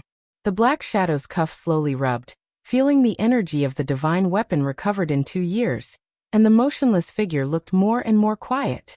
The energy of the divine weapon gradually recovered, lit up little by little. The light enshrouded the entire sword, and the delicate sword looked extremely strange. The red light completely enveloped the Black Shadow and the sword. After a long time, the Black Shadow slowly took a step forward. The divine weapon still stood there, but the sword intent was much weaker than before. The Black Shadow, who had been silent, patted the divine weapon as if to say hello. Its cuff fell down and the figure disappeared instantly. The gradually absorbed energy began to make its will clearer and clearer. His actions gradually got rid of the most primitive instinct. He had a lot of things to do tonight. Kanglin. Qiushui had the sky, Tongtian had the divine weapon, Kanglin had the void, the floating island had the shadow, and Liuli had the horizon. The Empress had the East Emperor, and Shengzhou had the judgment. Just like Qingzhou had the broken heart, it could clearly feel the state of every sword in the entire Beihai province. The Black Shadow kept flashing in the night sky, from south to north. Without the bright sword light across the sky of Zhongzhou State, its arrival seemed extremely low-key. In the darkest time before dawn, the transport plane from Tiannan to Beijiang approached the desert. The Black Shadow that was patrolling the North Sea also stepped into Shengzhou City and stood in front of Ruling Sword. No one in the Wu family, who was on guard 24 hours a day, discovered its existence. Judgment's energy, which was like a sword intent, was slowly absorbed by it. To some extent, such an approach was tantamount to the murderous weapon accumulating energy for itself. His hand left the hilt of verdict. The judgment sword trembled slightly, and its light dimmed a lot. A faint arc of light flashed in the dark space. An old man with white hair suddenly appeared in front of Ruling Sword. He carefully stared at the verdict in front of him. His eyes were solemn and he was silent for a long time. The Black Shadow casually glanced at him and ignored him. This old man was very strong. He seemed to have noticed the change in Judgment Sword's aura and rushed over. But to the Black Shadow, it was meaningless. Meaningless meant that there was no threat. The Black Shadow slowly rose into the air. The night was dark. The black windbreaker fluttered in the air, completely blending into the deep night. He stood above Ruling Sword and looked in the direction of Mount Dibbing. Under the black hood, the face that was not handsome but extremely perfect gradually revealed a somewhat puzzled expression. It knew there was another sword on Mount Dibbing, but now it couldn't sense the specific state of that sword. It frowned. An invisible wave with pure energy kept spreading toward Mount Dibbing. It was windy in the North Sea. The wind moved the sea and blew up the waves. The surging tide beat on the cliff of the stage of formidable person. The sword energy, which was as majestic as the starry sky, rose with the sea and moved with the wind. It brought an extremely vague tide in the void, isolating everything on the stage of formidable person in an instant. Everything on the stage of formidable person. Wang Shengxiao sat in front of the stone of formidable person, immersed in the deepest level of meditation. His heart was extremely quiet and joyful. This feeling was indescribable. There seemed to be a road leading to the end of martial arts in front of him. He ran forward crazily on the road, all the way, without stopping or hindrance. He had a panoramic view of all the scenery along the way. Every sprint under his feet was on the ground. He made rapid progress. As he was enveloped by the tide, he could feel every single tremble of the sword energy. It was like a chosen one standing at the end of martial arts was standing in front of him, constantly waving his sword when his heart was at its most tranquil. Little by little, the chosen one imparted his sword intent to him without any reservation. Grand, subtle, whole, scattered, everything, without any reservation. The sword energy at the end of martial arts was almost put in pieces in front of him for him to learn, improve, and imitate. What Wang Shengxiao felt was only progress. That was a kind of progress that was almost crazy. In the final maneuver 2 years ago, he lowered his realm, and made him leave the peak of the thunder-shocking realm for a long time.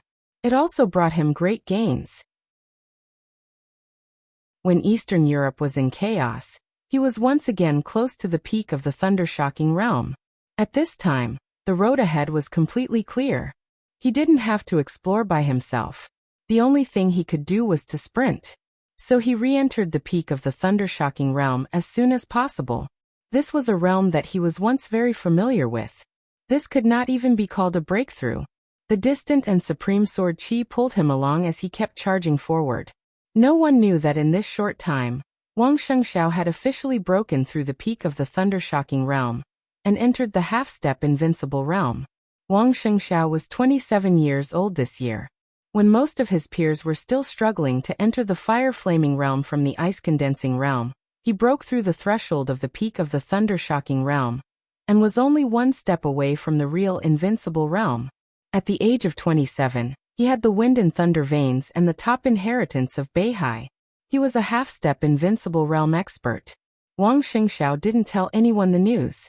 He completely suppressed everything about himself, quietly waiting for the outbreak of the war, waiting to give everyone a surprise. What did it mean to be a half-step invincible realm expert with the wind and thunder veins? Wang Shengxiao could be sure that his current realm might still be a little unstable, but he should not be weaker than Dijiang before he broke through the invincible realm.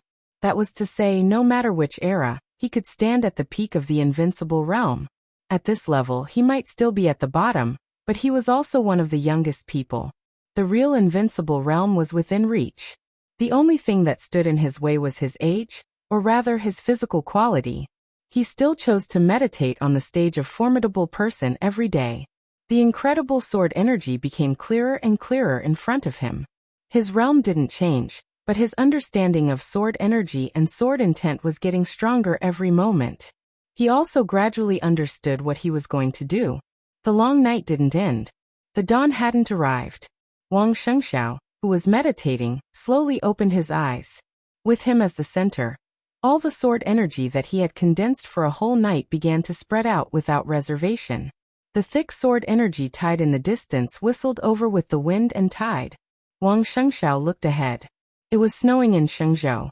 The heavy snow was dancing in the sea breeze, and the whistling sword energy. Wang Shengxiao took a deep breath and carefully controlled his sword energy, slowly merging it with the tide of sword energy. Bit by bit. The process was slow, but it was extremely smooth. The moment the sword energy touched the tide, the momentum of the tide suddenly weakened a lot, and Wang Shengxiao's aura became a lot stronger in an instant. The increase and decrease seemed to be perfect. But a gap suddenly appeared in the perfect sword energy that covered the stage of formidable person.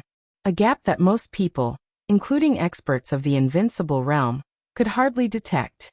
Wang Shengxiao slowly relaxed, and then suddenly opened his eyes in shock.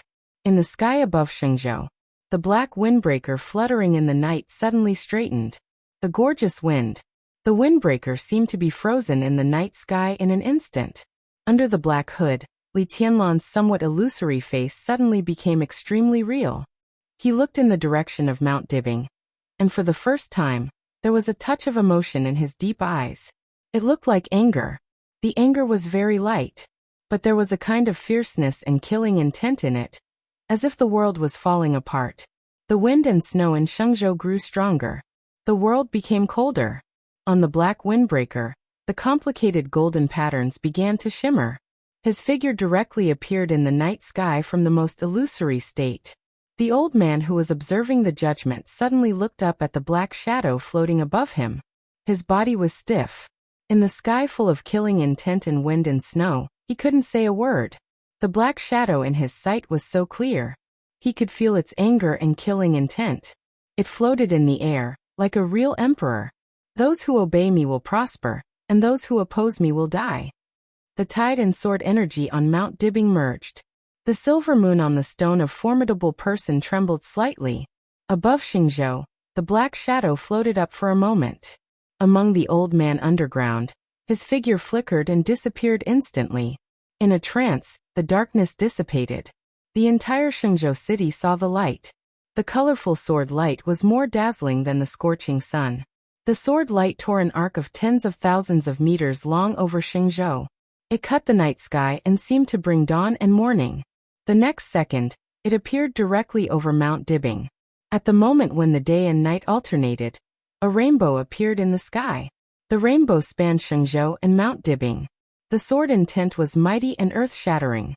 The rainbow-like sword light didn't destroy any building on Mount Dibbing, but rushed to Mount Dibbing. Heaven and earth became extremely illusory and stiff in an instant. Only the sword light flew and froze the world. The killing intent was majestic. Wang Shengshao suddenly stood up. The merged sword energy disappeared instantly. His aura declined. The tide of sword energy returned to its peak state in the blink of an eye. The sword energy covered the stage of formidable person again. The rainbow, like the light from beyond the sky, didn't stop at all. It hit the tide of sword energy without hesitation. Dawn broke in the sky. The entire Mount Dibbing heard a dull thunder-like noise. The sword energy that could tear everything was drawn into the deep sea. Giant waves surged wildly. At that moment, Wang Shengshao looked back at Beihai. The sea and the sky were no longer in his line of sight. Giant waves hundreds of meters high occupied everything in his sight and completely covered the sky. The entire Mount Dibbing was shaking crazily. Only the tide of sword energy continued to gather in the giant waves and wind and snow. Wang Shengshao slowly turned his head. In front of him, under the dawn sky, a black windbreaker lightly floated in the air, without the slightest hint of smoke or fire. It slowly lifted its cuffs. The majestic sword energy covered the sky and covered the earth, like the scorching sun. This is a misunderstanding. Wang Shengshao took a deep breath and said slowly. The black shadow raised its palm and looked at Wang Shengshao. I can guarantee that this won't happen again. You can take the silver moon away at any time. Wang Shengshao said. It's really a misunderstanding. The black shadow carefully felt the state of the silver moon, and then looked at Wang Shengshao. Wang Shengshao was motionless. After a long time, the sword energy in the sky slowly dissipated. The black shadow slowly turned around, flashed, and disappeared instantly.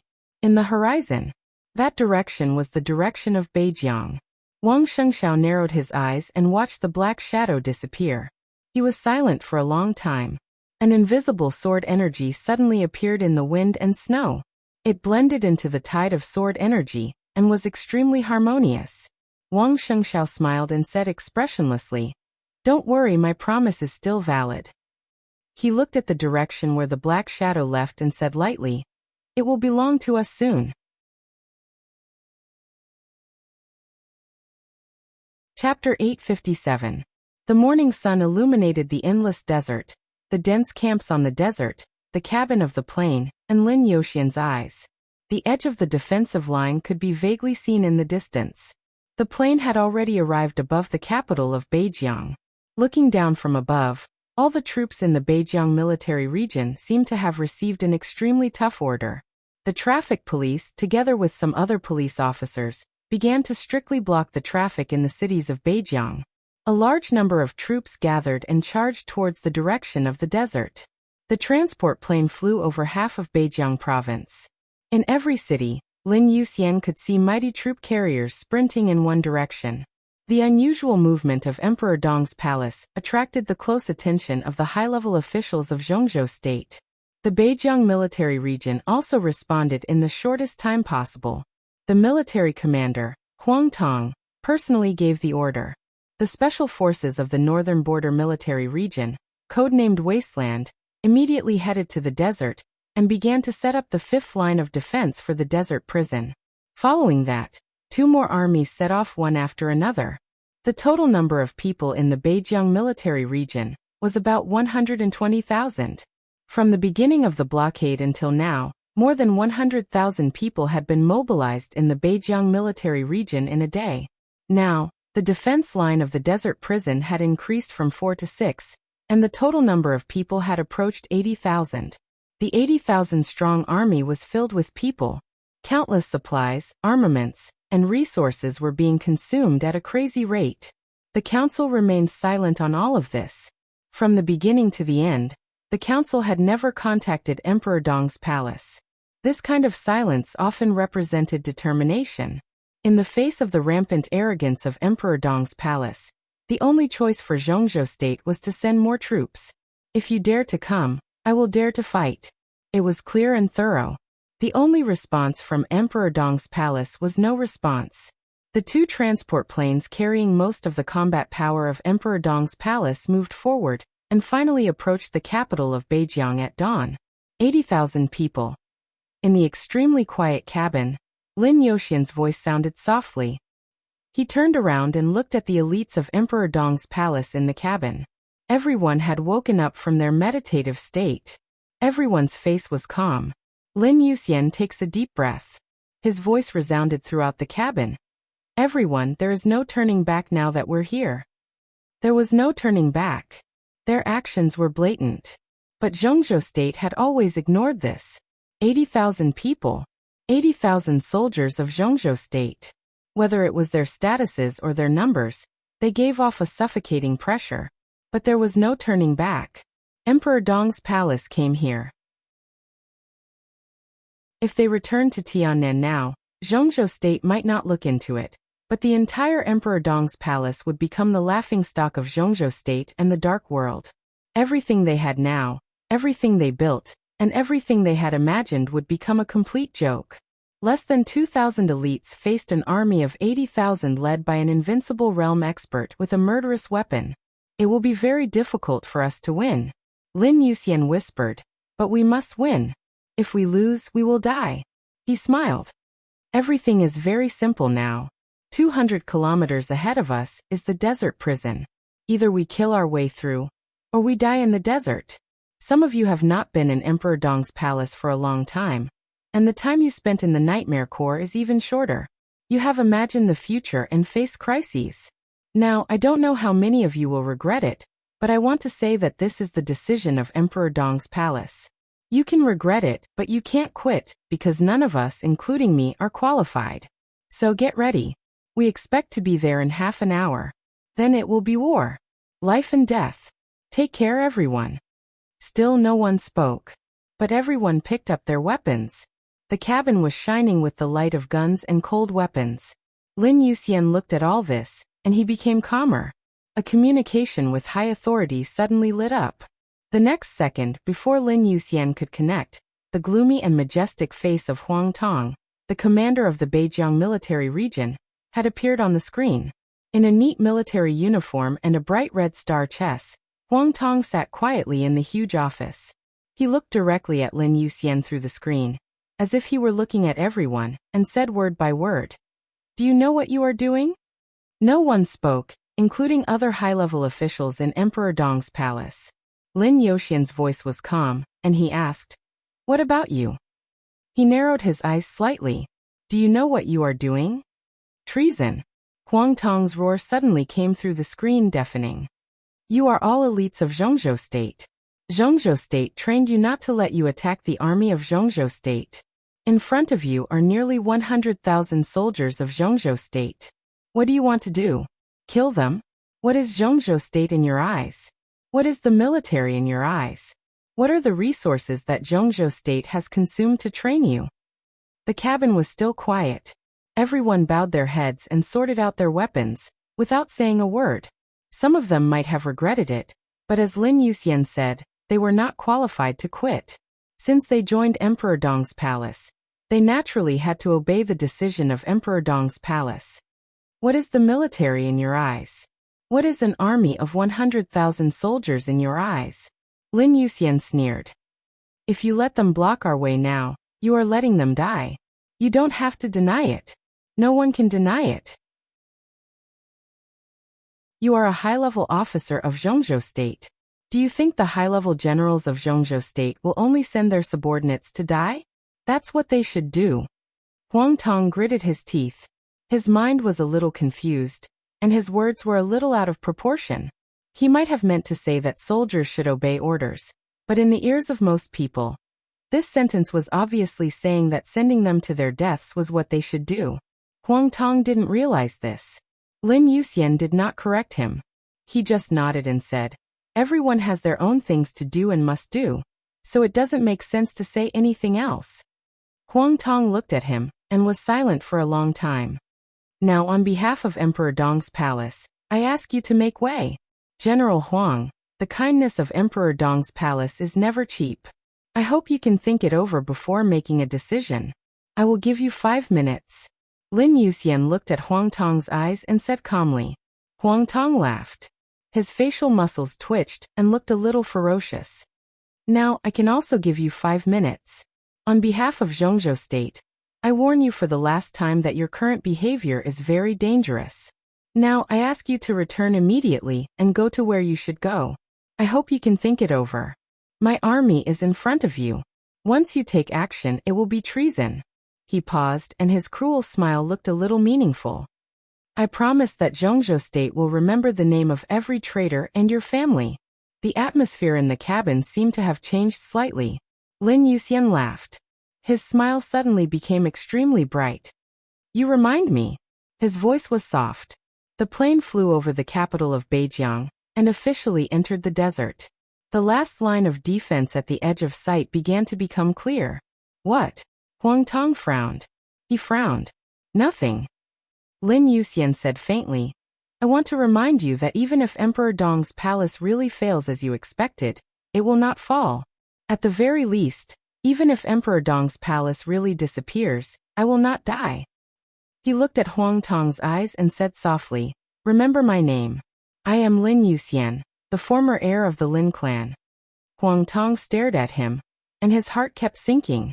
This is not a threat, Lin Yuxian said softly. Lin Yuxian said softly. His gentle eyes were very clear, but with a touch of incomparable ferocity. No matter what happens this time, I will kill your whole family within a week. Huang Tong's face was livid, but there was a touch of panic that could not be concealed in the depths of his eyes. Lin Yuxian did not wait for his answer. He directly hung up the communication, and looked in the direction of the cockpit. His voice could be heard from afar. Advance 40 kilometers and prepare to land. 40 kilometers ahead. There was no airport. There was only a desert. At this moment, the atmosphere in the entire cabin became extremely crazy. The transport plane went all the way forward. Lin Yuxian stood in place and was silent for a long time. Then he took out his mobile phone and dialed a video call. The video was transmitted for a long time before it was connected. On the screen, a gloomy and indifferent face appeared in front of Lin Yuxian. Lin Yuxian looked at him quietly. To be exact, with his current identity and strength, he was actually not qualified to dial the other party's video call. The other party was willing to answer, mostly for the sake of the Lin clan. He had only seen the other party once outside of the news. This was the second time. However, it was different from the amiable expression he had last time. This time his gaze was teasing, and it carried a wisp of disappointment and coldness that seemed to be there. Lin Yuxian narrowed his eyes and slowly said, I can solve the problems of Emperor Dong's palace and the Wang family of Beihai. It's not too late to stop now. How? In the video, Chen Fengqing's gloomy voice sounded. Balance. Lin Yoxian's voice was calm and indifferent. Tianlan didn't promise you, but I can. Li Huaqing and Chen Fangqing wanted Li Tianlan to replace Kunlun City. Li Tianlan did not refuse, but he did not choose to agree either. And Lin Yuxian could agree for himself and Zhuan Yuantai. I'll replace Kunlun City, Lin Yuxian said. This was the new balance. The new Zhuan Yuantai stood in Zhongzhou State. The new god of war came out of nowhere. He could watch over Emperor Dong's palace and the Wang family of Beihai and balance each other. Chen Fangqing was silent for a long time. This plan was actually very good. Although Lin Yuxian was immature now, his future was promising. However, if this plan really became a reality, what was the point of what he was doing now? He was now sure of victory. What reason did he have to accept this seemingly good balance? Wouldn't it be better if the hidden danger could be solved directly? You're not qualified to talk to me about this, Chen Fangqing said with a poker face. You can take this as a notice. I'm not going to talk to you. I'll replace Kunlun City. You can't stop me, and Kunlun City can't stop me. The huge body of the transport plane began to descend in the desert.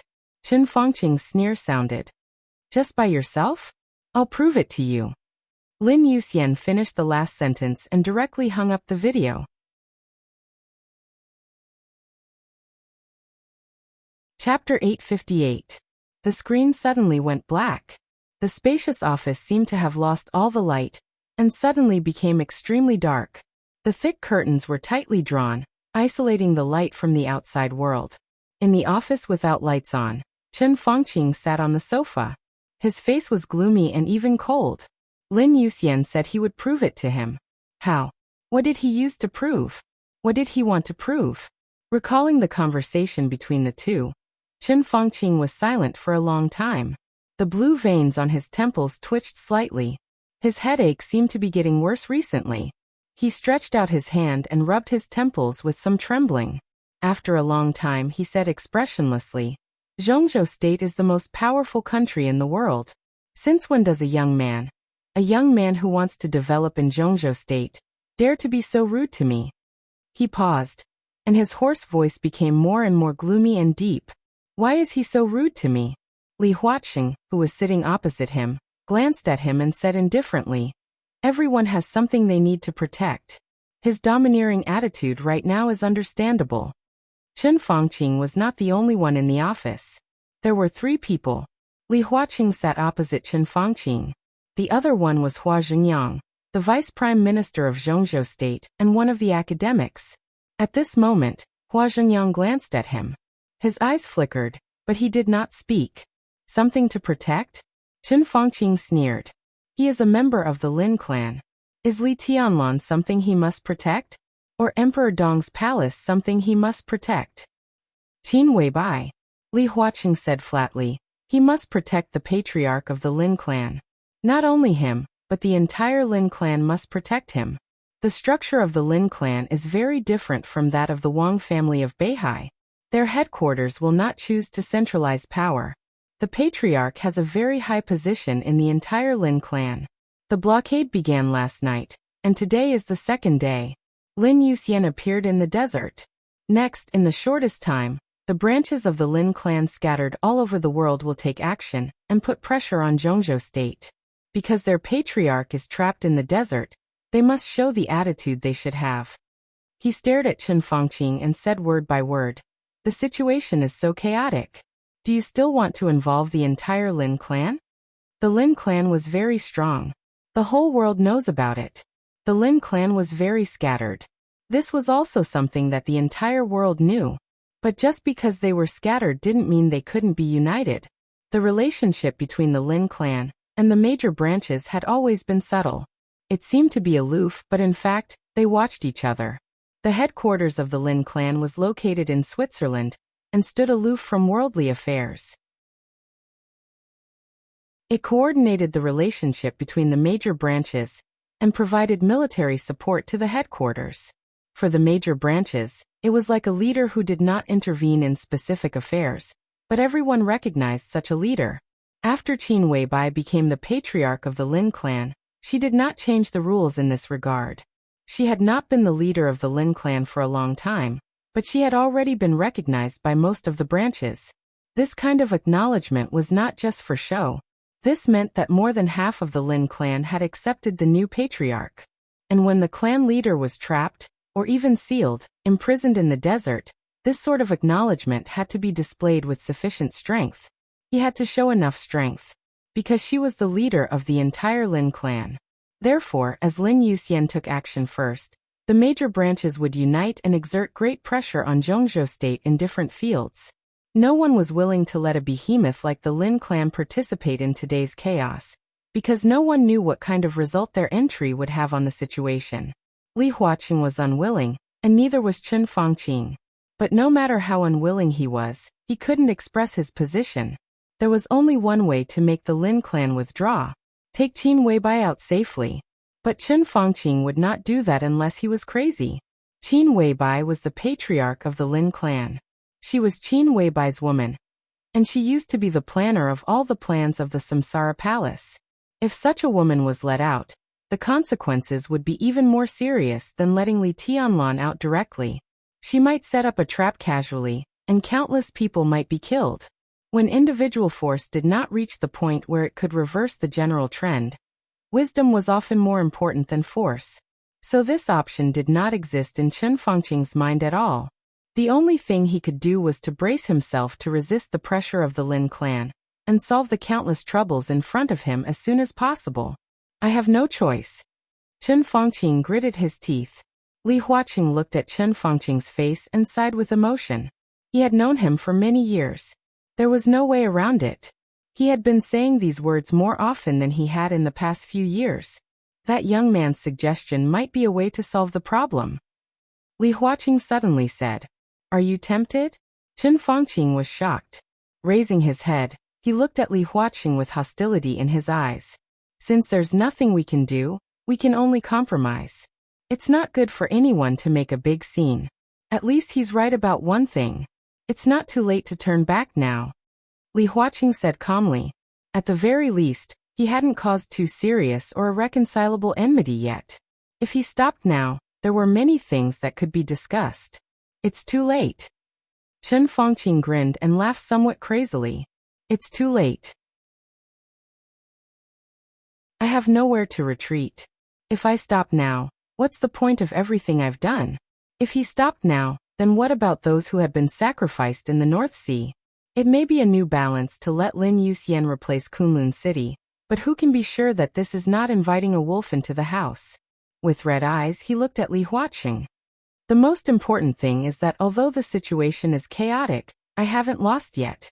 The Beijiang military region has mobilized more than 100,000 troops. Gu Qianchuan has a murderous weapon. How can I lose?" "So?" Li Huaqing asked. "This is a war." Chen Fangqing lowered his eyelids. Li Huaqing nodded and said lightly, "Remember, this is your war, not mine or Zhongzhou state's." Chen Fangqing did not speak. This was the inevitable result. When he took over the leadership of this matter, there would be such a result. If he won, it would be his credit. If he lost, it would be his sin. Li Huaqing stood up and walked out of the office. Hua Zhengyang also stood up and followed him out. When he was about to reach the door, Li Huaqing's figure suddenly paused and asked, "Can we meet again?" Chen Fangqing lowered his head and listened to Li Huaqing's clear statement. He laughed, somewhat self-deprecating and a little crazy. "Of course," he said lightly. "I can't fail." Li Huaqing nodded and closed the office door. It seemed that from this moment on, Li Huaqing and Chen Fangqing, the two giants who had brought great pressure to North Sea and the giant group, officially parted ways. Li Huaqing's eyes were calm. This was a war, but no matter what the result was, it would have nothing to do with him. This was not his weakness. He just felt that when the situation was really chaotic and was about to get out of control, there must always be a person who kept sober to clean up the final mess. Chen Fangqing did not have such sobriety, nor did Wang Shengxiao. He shook his head and sighed.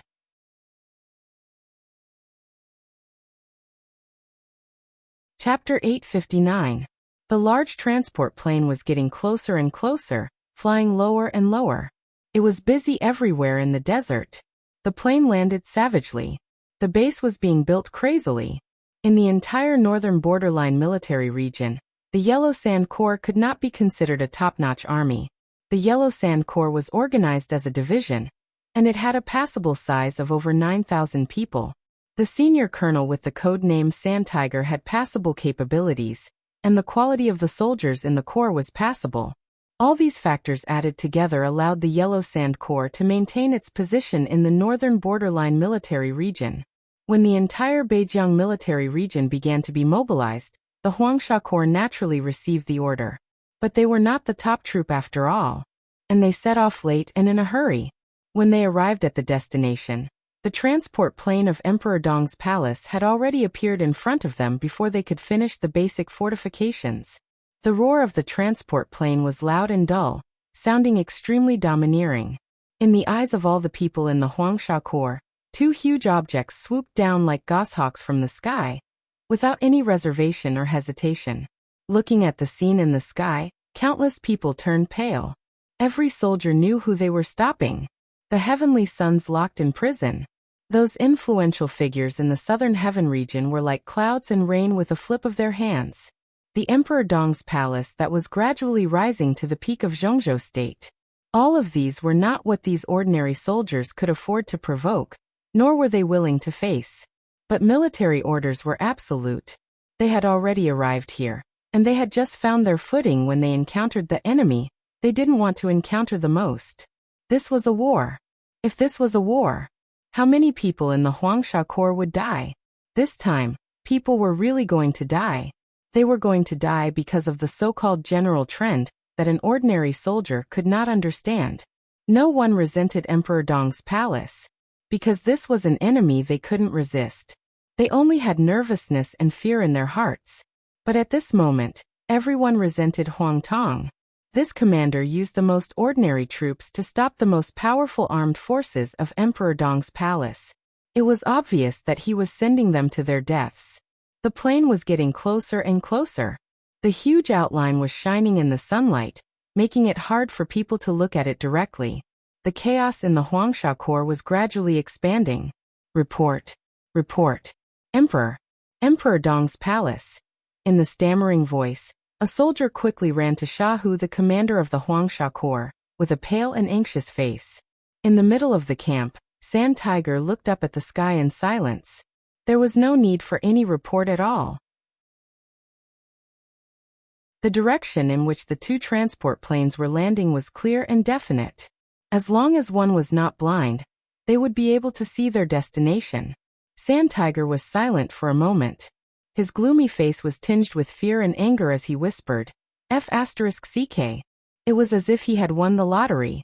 Everyone knew that it was impossible for the transport planes of Emperor Dong's palace to have a special landing place. The military region of Beijiang would not allow them to land at the military airport.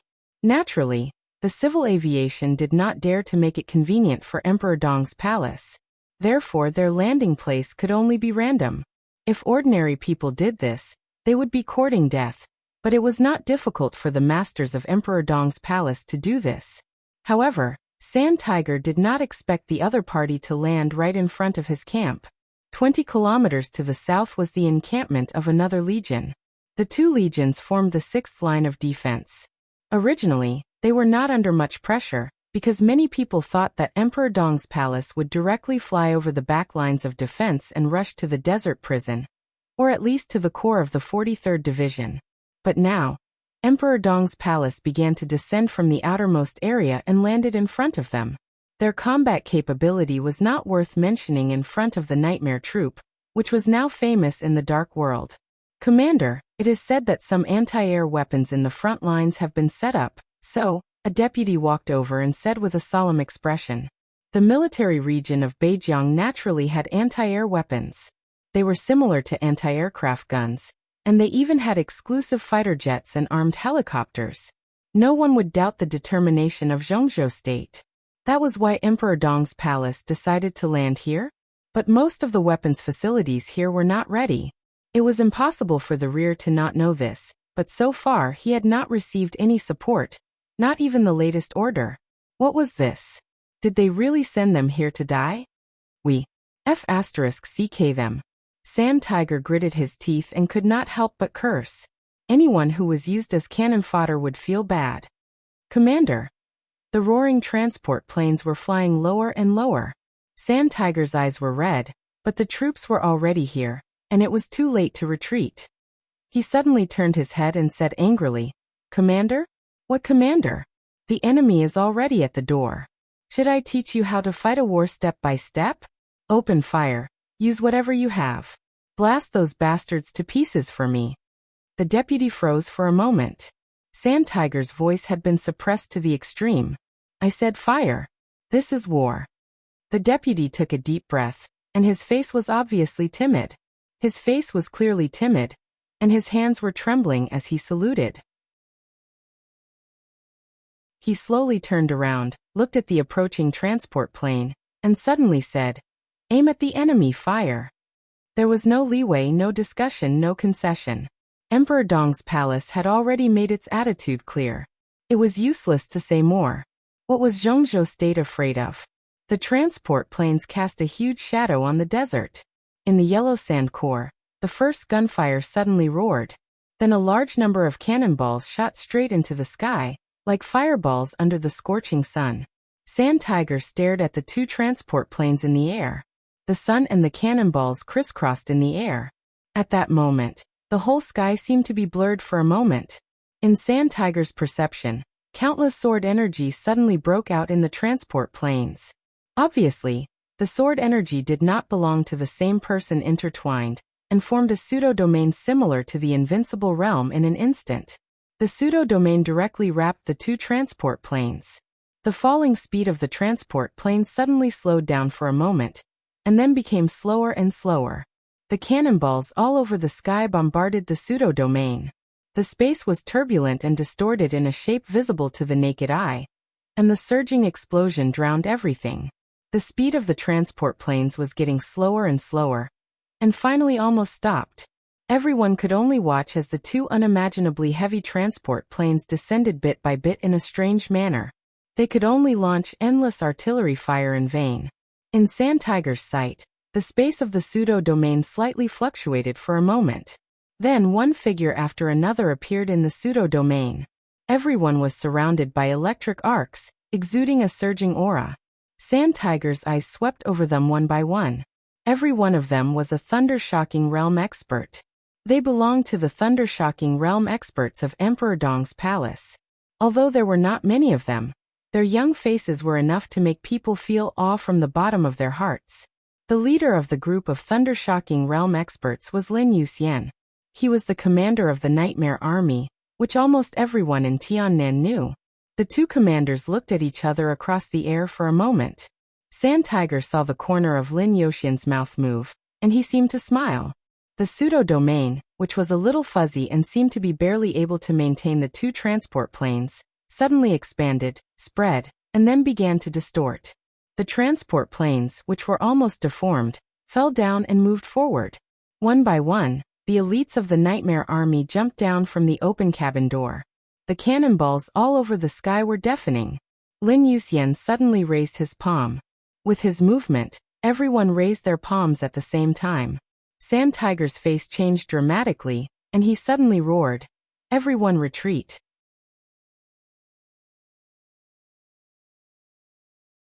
Chapter 860. No one retreated. Not because of the bravery of the Yellow Sand Corps, but because it was too late, or they couldn't react. When Sand Tiger shouted this sentence, it was too late. The dense artillery fire was still whistling in the air.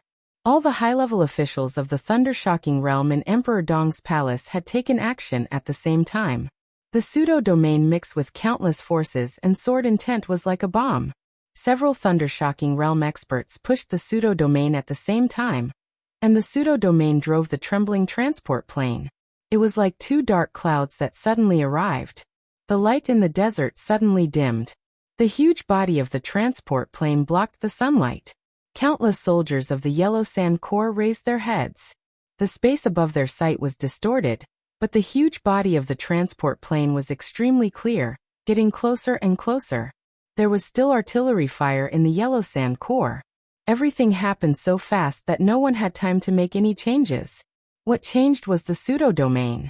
The distorted pseudo-domain was completely shattered under the artillery fire, and the transport plane loaded with a lot of ammunition was exposed to the artillery fire. Falling, trembling, deforming. No! Sand Tiger's hoarse, desperate roar suddenly rang out. Explosion! In the quiet desert, there was the first loud noise since the start of the blockade operation. It was earth-shattering. The shockwave produced by the explosion brought up a large amount of yellow sand, which blended with the intense flames. Billowing black smoke rose up crazily, covering everything.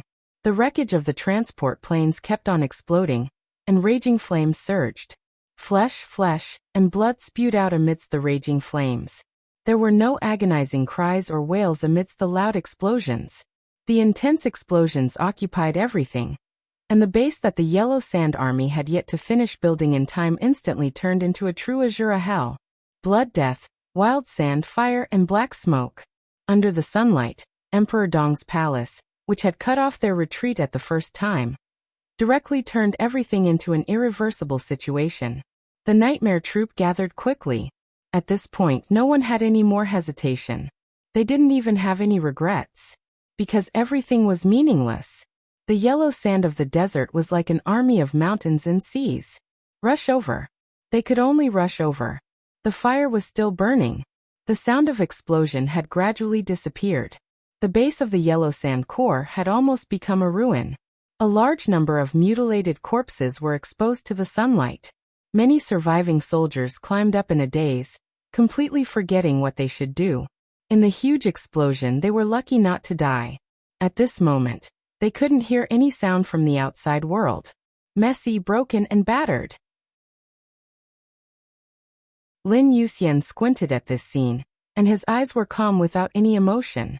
The Nightmare Legion had completely assembled behind him. Neat, austere, resolute.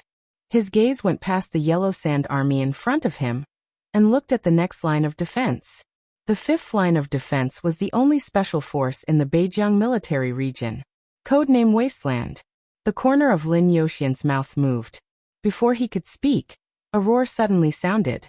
In the shining thunder, Sand Tiger, the commander of the Yellow Sand Corps with a ferocious and resentful face, almost rushed over desperately and tried his best to punch Lin Yuxian.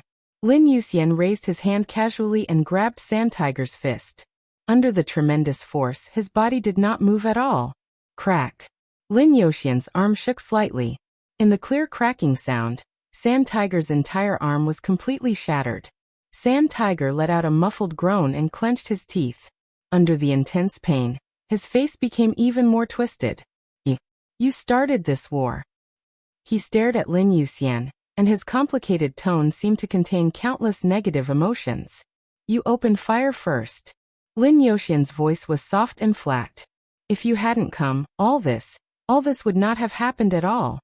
Sand Tiger roared like a madman. He was a Thundershocking Realm expert, but he just barely entered the Thundershocking Realm. At the first moment of the explosion, he had no time to retreat. The only choice was to try to protect more people around him. The huge impact made him seriously injured.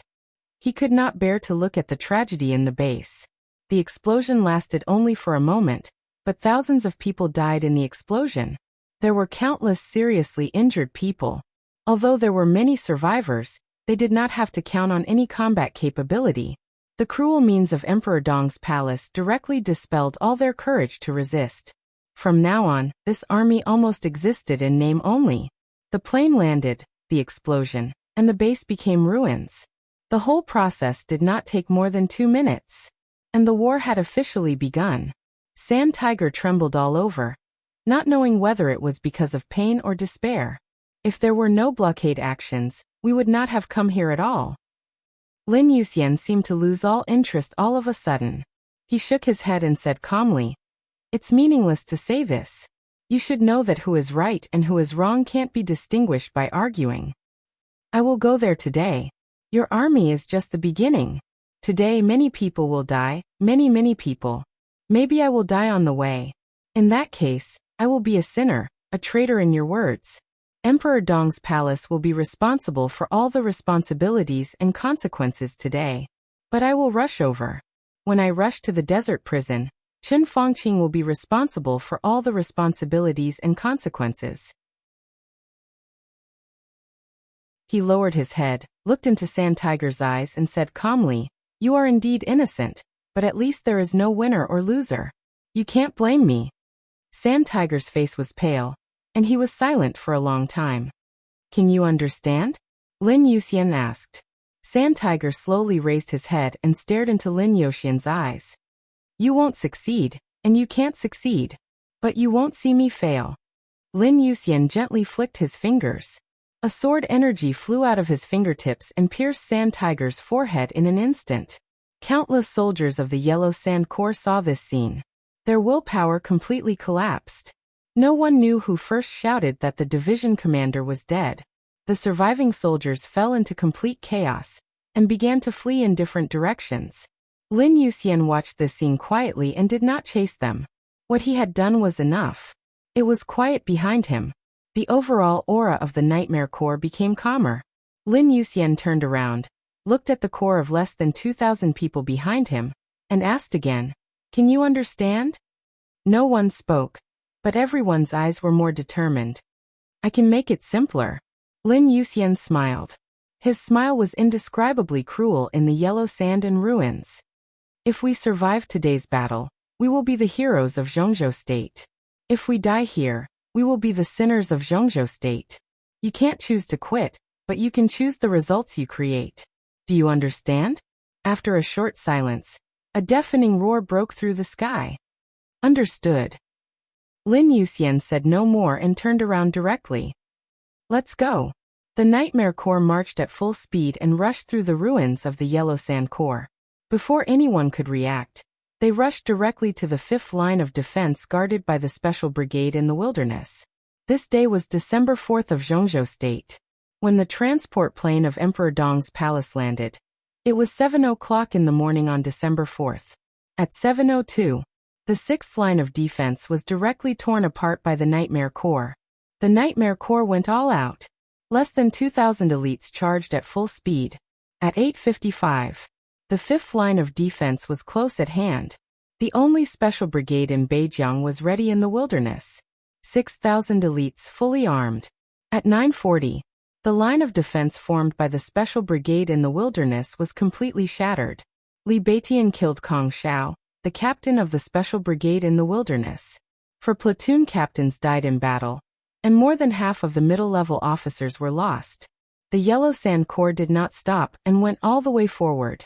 It was like a sharp sword. At 11 o'clock, the 4th line of defense was completely torn apart by the sharp sword. Bai Yuming killed Yang Zhan, the commander of the field corps in Beijiang. From 7 o'clock to 11 o'clock. In 4 hours, the Nightmare Corps destroyed nearly 40,000 troops.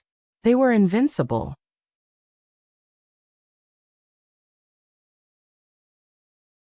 Chapter 861. Ever since the name of the Nightmare Legion was submitted to the military and was approved, the Nightmare Legion had received a lot of attention. At that time, Li Tianlan was still the commander of the Snowdance Corps, leading the most elite corps of Zhongzhou State to shed blood for Zhongzhou State in Eastern Europe. The wind and clouds were turbulent, the general trend was changing, and the invincible realm experts kept dying. All the light seemed to gather on Li Tianlan. During that period, Li Tianlan was like the rising sun. No matter how one tried to ignore it, he was there, dazzling and brilliant. In contrast, the establishment of Emperor Dong's palace was extremely low-key. Even so, the establishment of the Nightmare Legion made many people restless.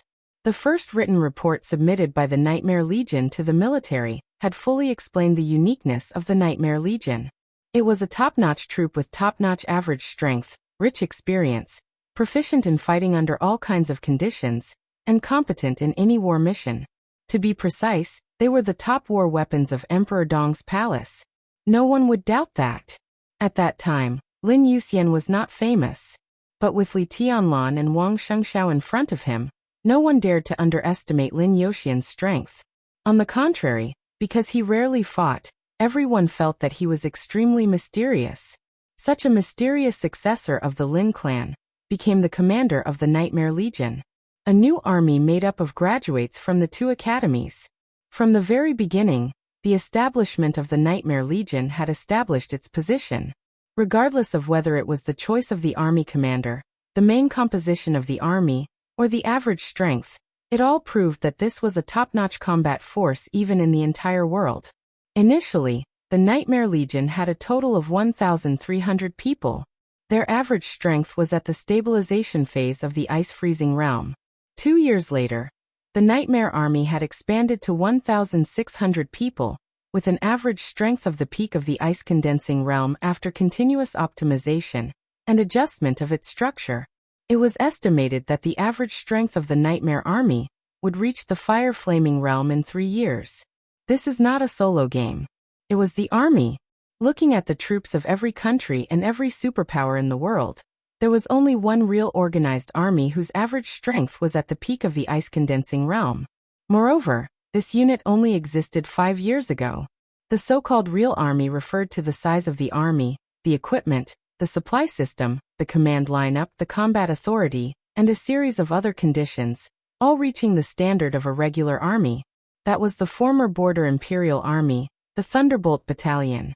Invincible and invincible.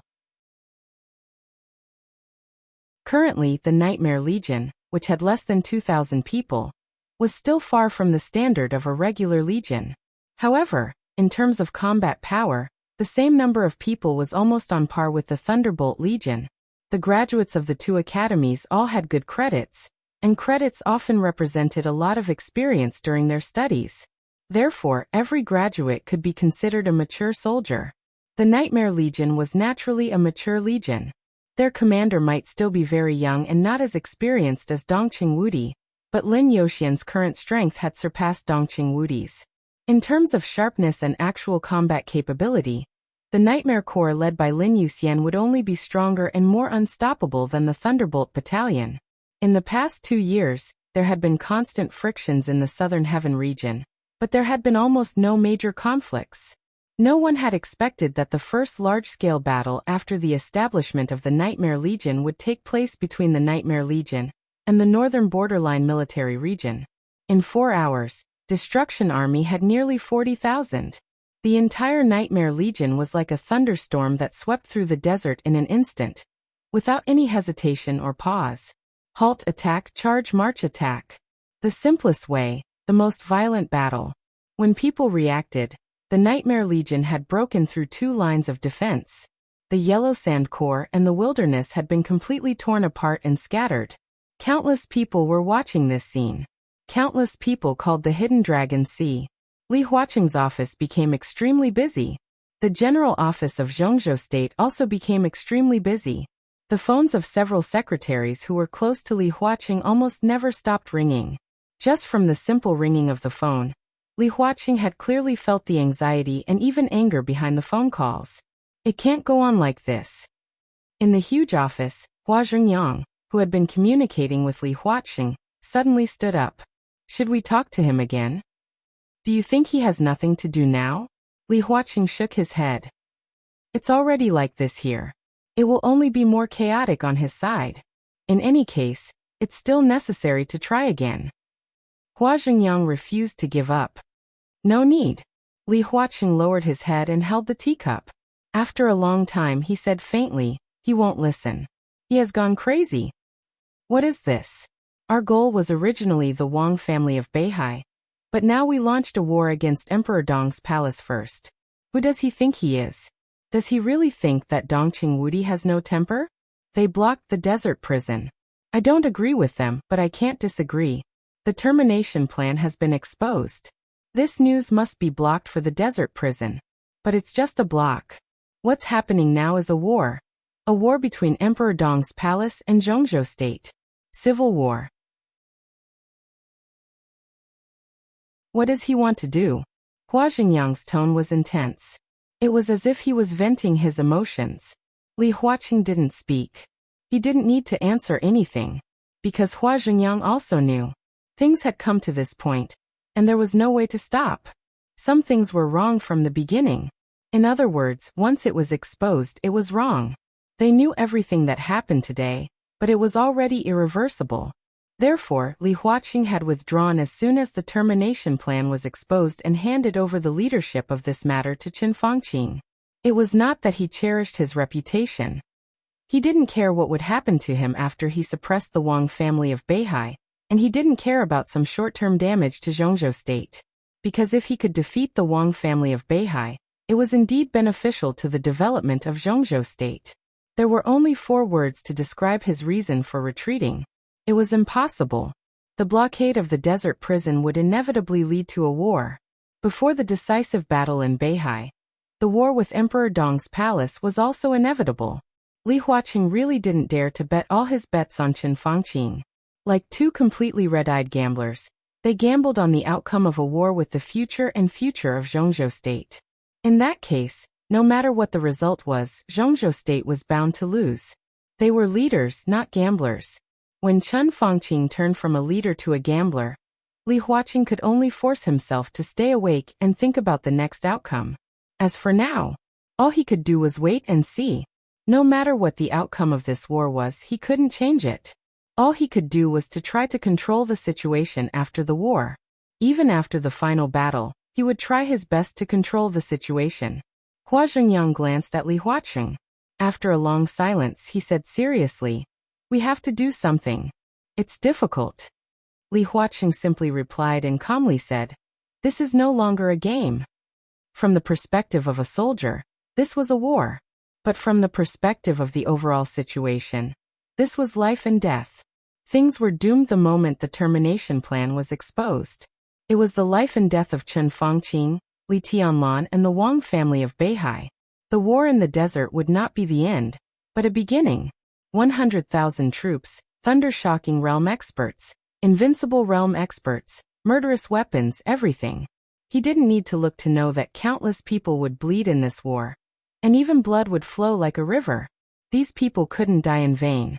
Someone had to pay the price for this, a heavy price. The heaviest price was nothing more than death.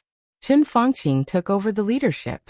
He, Emperor Dong's palace, and Beihai had long been in a desperate situation. This was indeed no longer a game. Qin Fangqing had even forgotten or deliberately ignored the original goal. Emperor Dong's palace and the Wang family of Beihai were all in his sight. What he wanted to do was to completely destroy Emperor Dong's palace and the Wang family of Beihai. If Emperor Dong's palace and Mount Dibing still existed this time, and Li Tianlan and Wang Shengxiao didn't die, Qin Fangqing would die. And it would be soon. This was not a problem that could be solved by giving up the position at all. Li Huaqing took a deep breath. Zhongzhou state had secretly discussed the candidates for the next directors and members of parliament as early as a few years ago. Now there was basically a conclusion. Li Huaqing confirmed that he would be re-elected next year. He had been the president for 10 years, and he was generally highly regarded in Zhongzhou state. Even the academics and the Southeast group voted in favor of him. Because Li Huaqing handled things calmly, used gentle means and rarely used violent means. When he could achieve the desired effect, he would not hurt many people. Li Huaqing's grasp of propriety could be said to be at the peak. In the current chaotic situation, letting Li Huaqing be re-elected was the safest way. But Li Huaqing was not happy at all. Qin Fangqing single-handedly turned the situation into this. In this war, no matter who won or lost, he would face a more complicated situation than now or even before the game after being re-elected. Li Huaqing bowed his head and took a sip of tea, feeling more and more tired. Lin Yuxian can't die, he said softly. Hua Zhengyang was stunned. He narrowed his eyes and said, "Do you think Emperor Dong's palace and the Wang family of Beihai are good?" "No," Li Huaqing said slowly. "No matter who wins or loses, Lin Yuxian can't die. He is the most useful." If Emperor Dong's palace won, he would not hesitate to let Lin Yuxian replace Kunlun City and become the core force to restrain Emperor Dong's palace and the Wang family of Beihai to reach a new balance. If Qin Fangqing won, the power of Qin Fangqing and the Prince Group would expand to an unimaginable level. Li Huaqing also needed Lin Yuxian to take the position to ensure his right to speak in the future. Hua Zhengyang thought about it. Finally he nodded and said, "I'll do it." The Beijiang military region was the territory of the Prince Group, so it was difficult for them to intervene. But Gu Qianchuan was still there. No matter how much he cooperated with the prince group, he did not dare to openly ignore the order of the president. Li Huaqing drank tea and did not speak.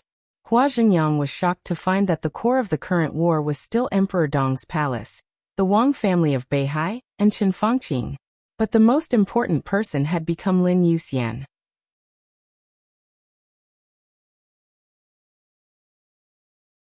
Chapter 862. A badly mutilated figure was hung on the broken cylinder. The sandstorm attacked. The yellow sand covered his figure and covered his flesh. His body looked like an ornament hanging on a flagpole. The torture had just passed. Many reopened wounds had not had time to heal. The sandstorm kept blowing. The blood beads flowed, soaked in the sandstorm, and fell to the ground. Then, they were blocked by the sandstorm in the distance. The pain kept repeating. He lowered his head and closed his eyes. He seemed to be asleep or dead. Hua! The sound of water breaking through the air rang in his ears. The next moment, a large amount of water mixed with a lot of salt was poured directly on him. The salt mixed with the yellow sand seeped into the deep wound. The piercing pain made his body shiver. He gritted his teeth, opened his eyes, and did not say a word. In front of him was a gun with a strange shape, but boundlessly domineering. It was like the most primitive double-barreled shotgun, but the barrel continued to extend in his sight, and eventually became an exaggeratedly large heavy sniper rifle. The sniper rifle lifted his chin at the entrance of the alley. Gu Qianchuan stood under the flagpole and patted his face with the barrel. His movements were elegant and unhurried. But when the muzzle fell on his face, his entire face was deformed under the great force, and several teeth were knocked out. Lieutenant General, do you know why you are still alive? Gu Qianchuan said with a faint smile.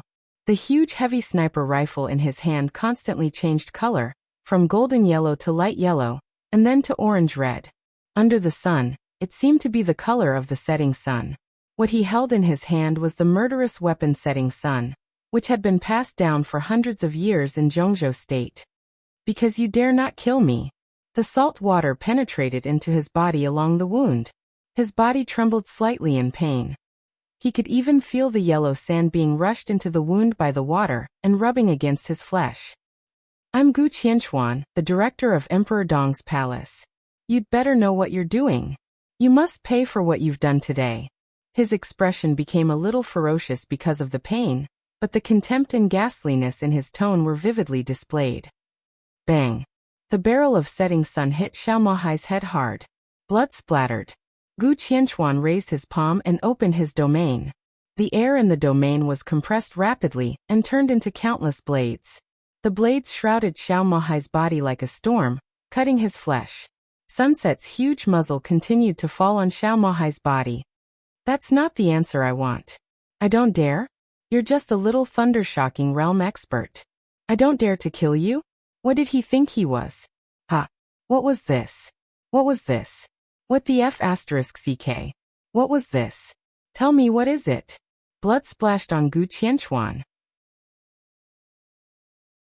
Ouyang Pengfei, the commander of the 43rd Army, who had been following Gu Qianchuan, hurried over and pulled Gu Qianchuan. He whispered, Your Highness, don't get excited. It's not worth it. Xiao Mahai's head drooped.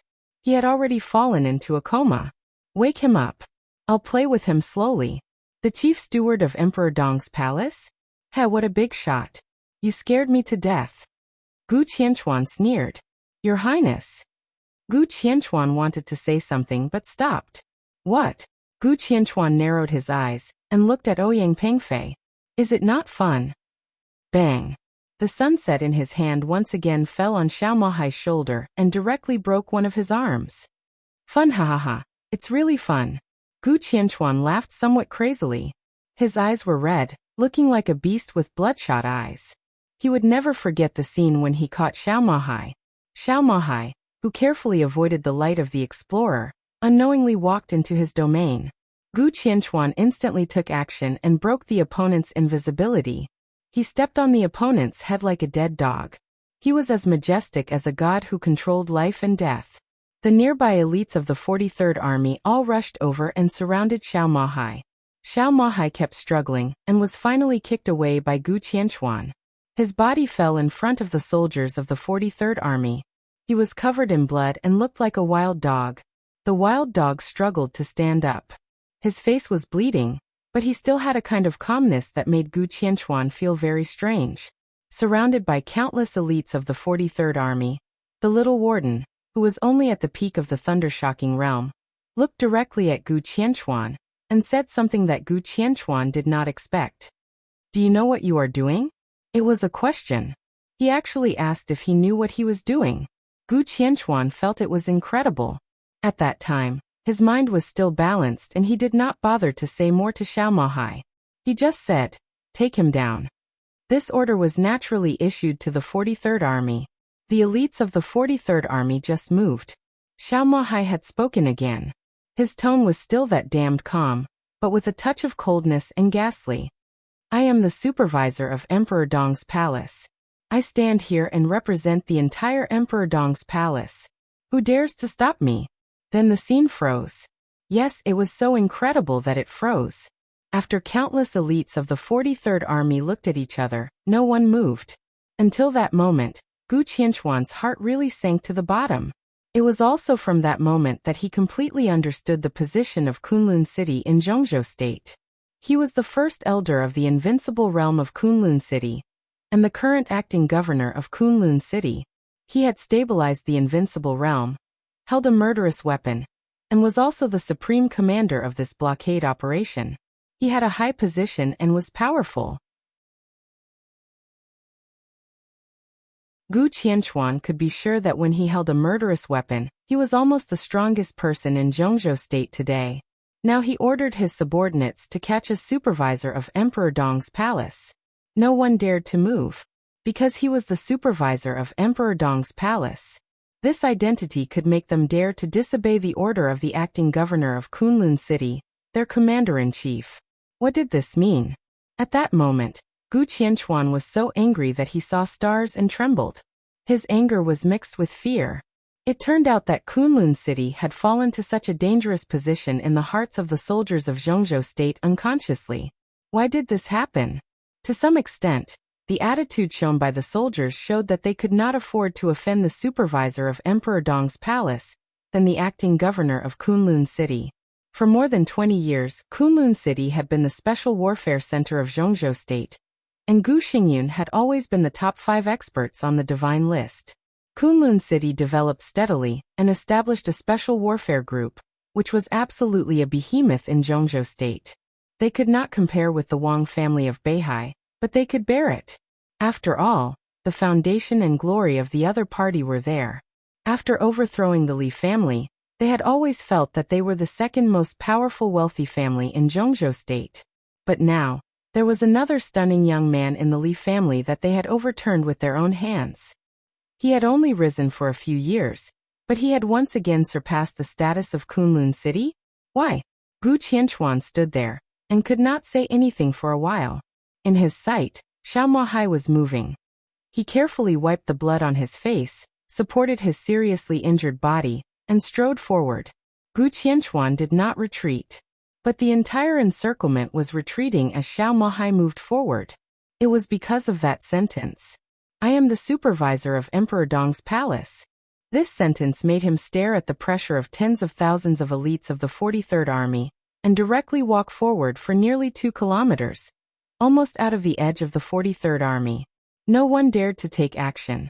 Gu Qianchuan could not bear it anymore. He personally took down Xiao Maohai, hung him on the flagpole, and served him with all kinds of torture for a day. Xiao Maohai suffered pain, but his heart was still calm. Gu Qianchuan stopped smiling. Looking at Xiao Maohai hanging on the flagpole, he thought, "Until now, this damn dog of Emperor Dong's palace still thinks I dare not kill him." Gu Qianchuan endured and resisted the desire to kill him now. Looking at Xiao Maohai, who was slowly waking up from a coma, he said in a soft voice, "Lieutenant General, don't challenge my patience. I don't kill him because he is valuable. Tell me everything you know about him in the desert prison in the past 2 years. The more detailed, the better." "Ha!" Xiao Maohai took a deep breath weakly and sneered. "I'm afraid you haven't woken up yet. Gu Qianchuan, if you have the guts, kill me directly. When His Highness comes out, I'll see how to live. Slap. Gu Qianchuan slapped Xiao Mahai's face hard and said expressionlessly, Do you really think I dare not kill you? Come and kill me. Xiao Mahai stared into Gu Qianchuan's eyes. His eyes were filled with madness and aggression. How you kill me today, His Highness will kill me in the future. Not only that, but the entire Kunlun city will be buried with me. It's worth it. You don't know what's good for you.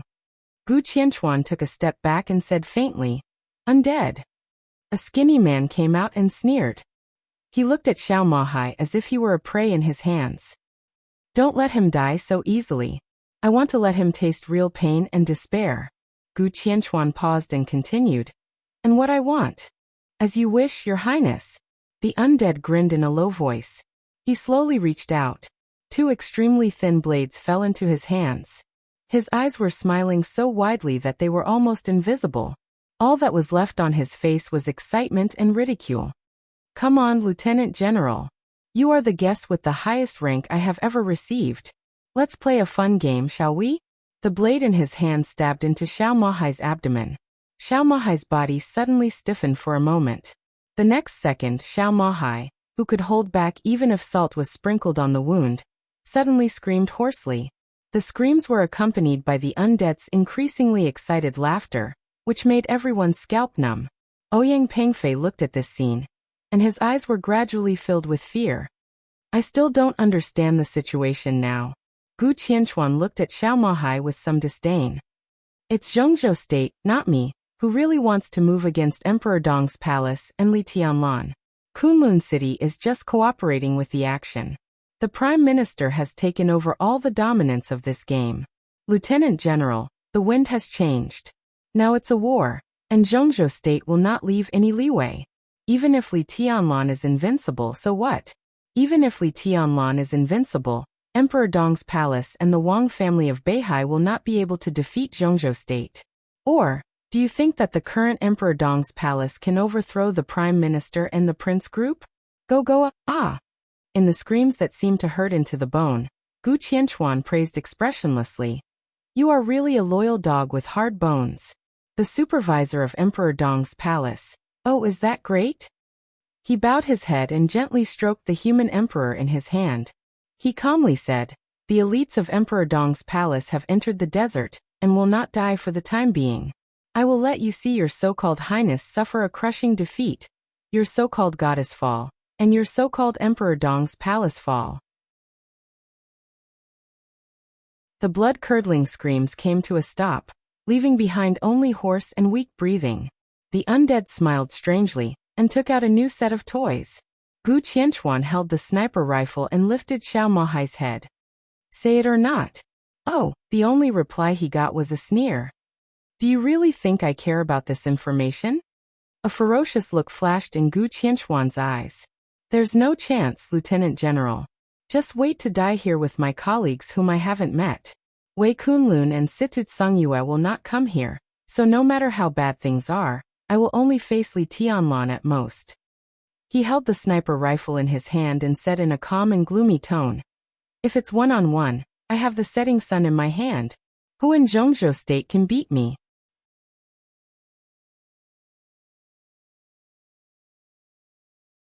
Chapter 863. The screams continued to reverberate. Gu Qianchuan stood motionless under the flagpole, watching the undead use different torture instruments in different ways. He enjoyed it very much. The undead played the game tirelessly and enjoyed it even more. The unimaginable pain kept tormenting Xiao Mahai's will. The surrounding soldiers, including Ouyang Pengfei, the commander of the 43rd Army, subconsciously retreated a little. The undead's method of torture had gone beyond the professional scope. He had a deep understanding of the acupuncture points of the human body.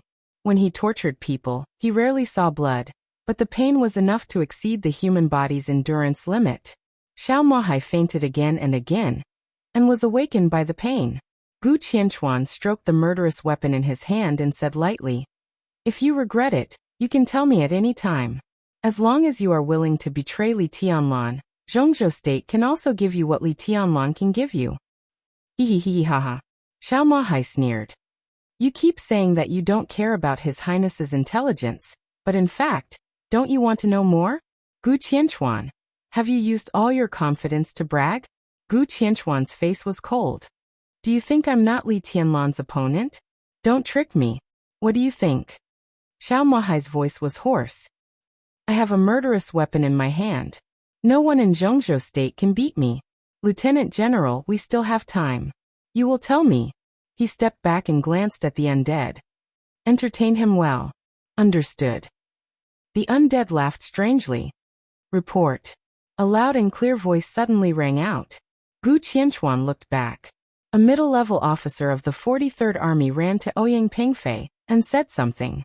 Ouyang Pengfei's face changed. He quickly walked to Gu Qianchuan and stopped talking. What's wrong? Gu Qianchuan asked. The news just came that the Iron Armor Army was defeated.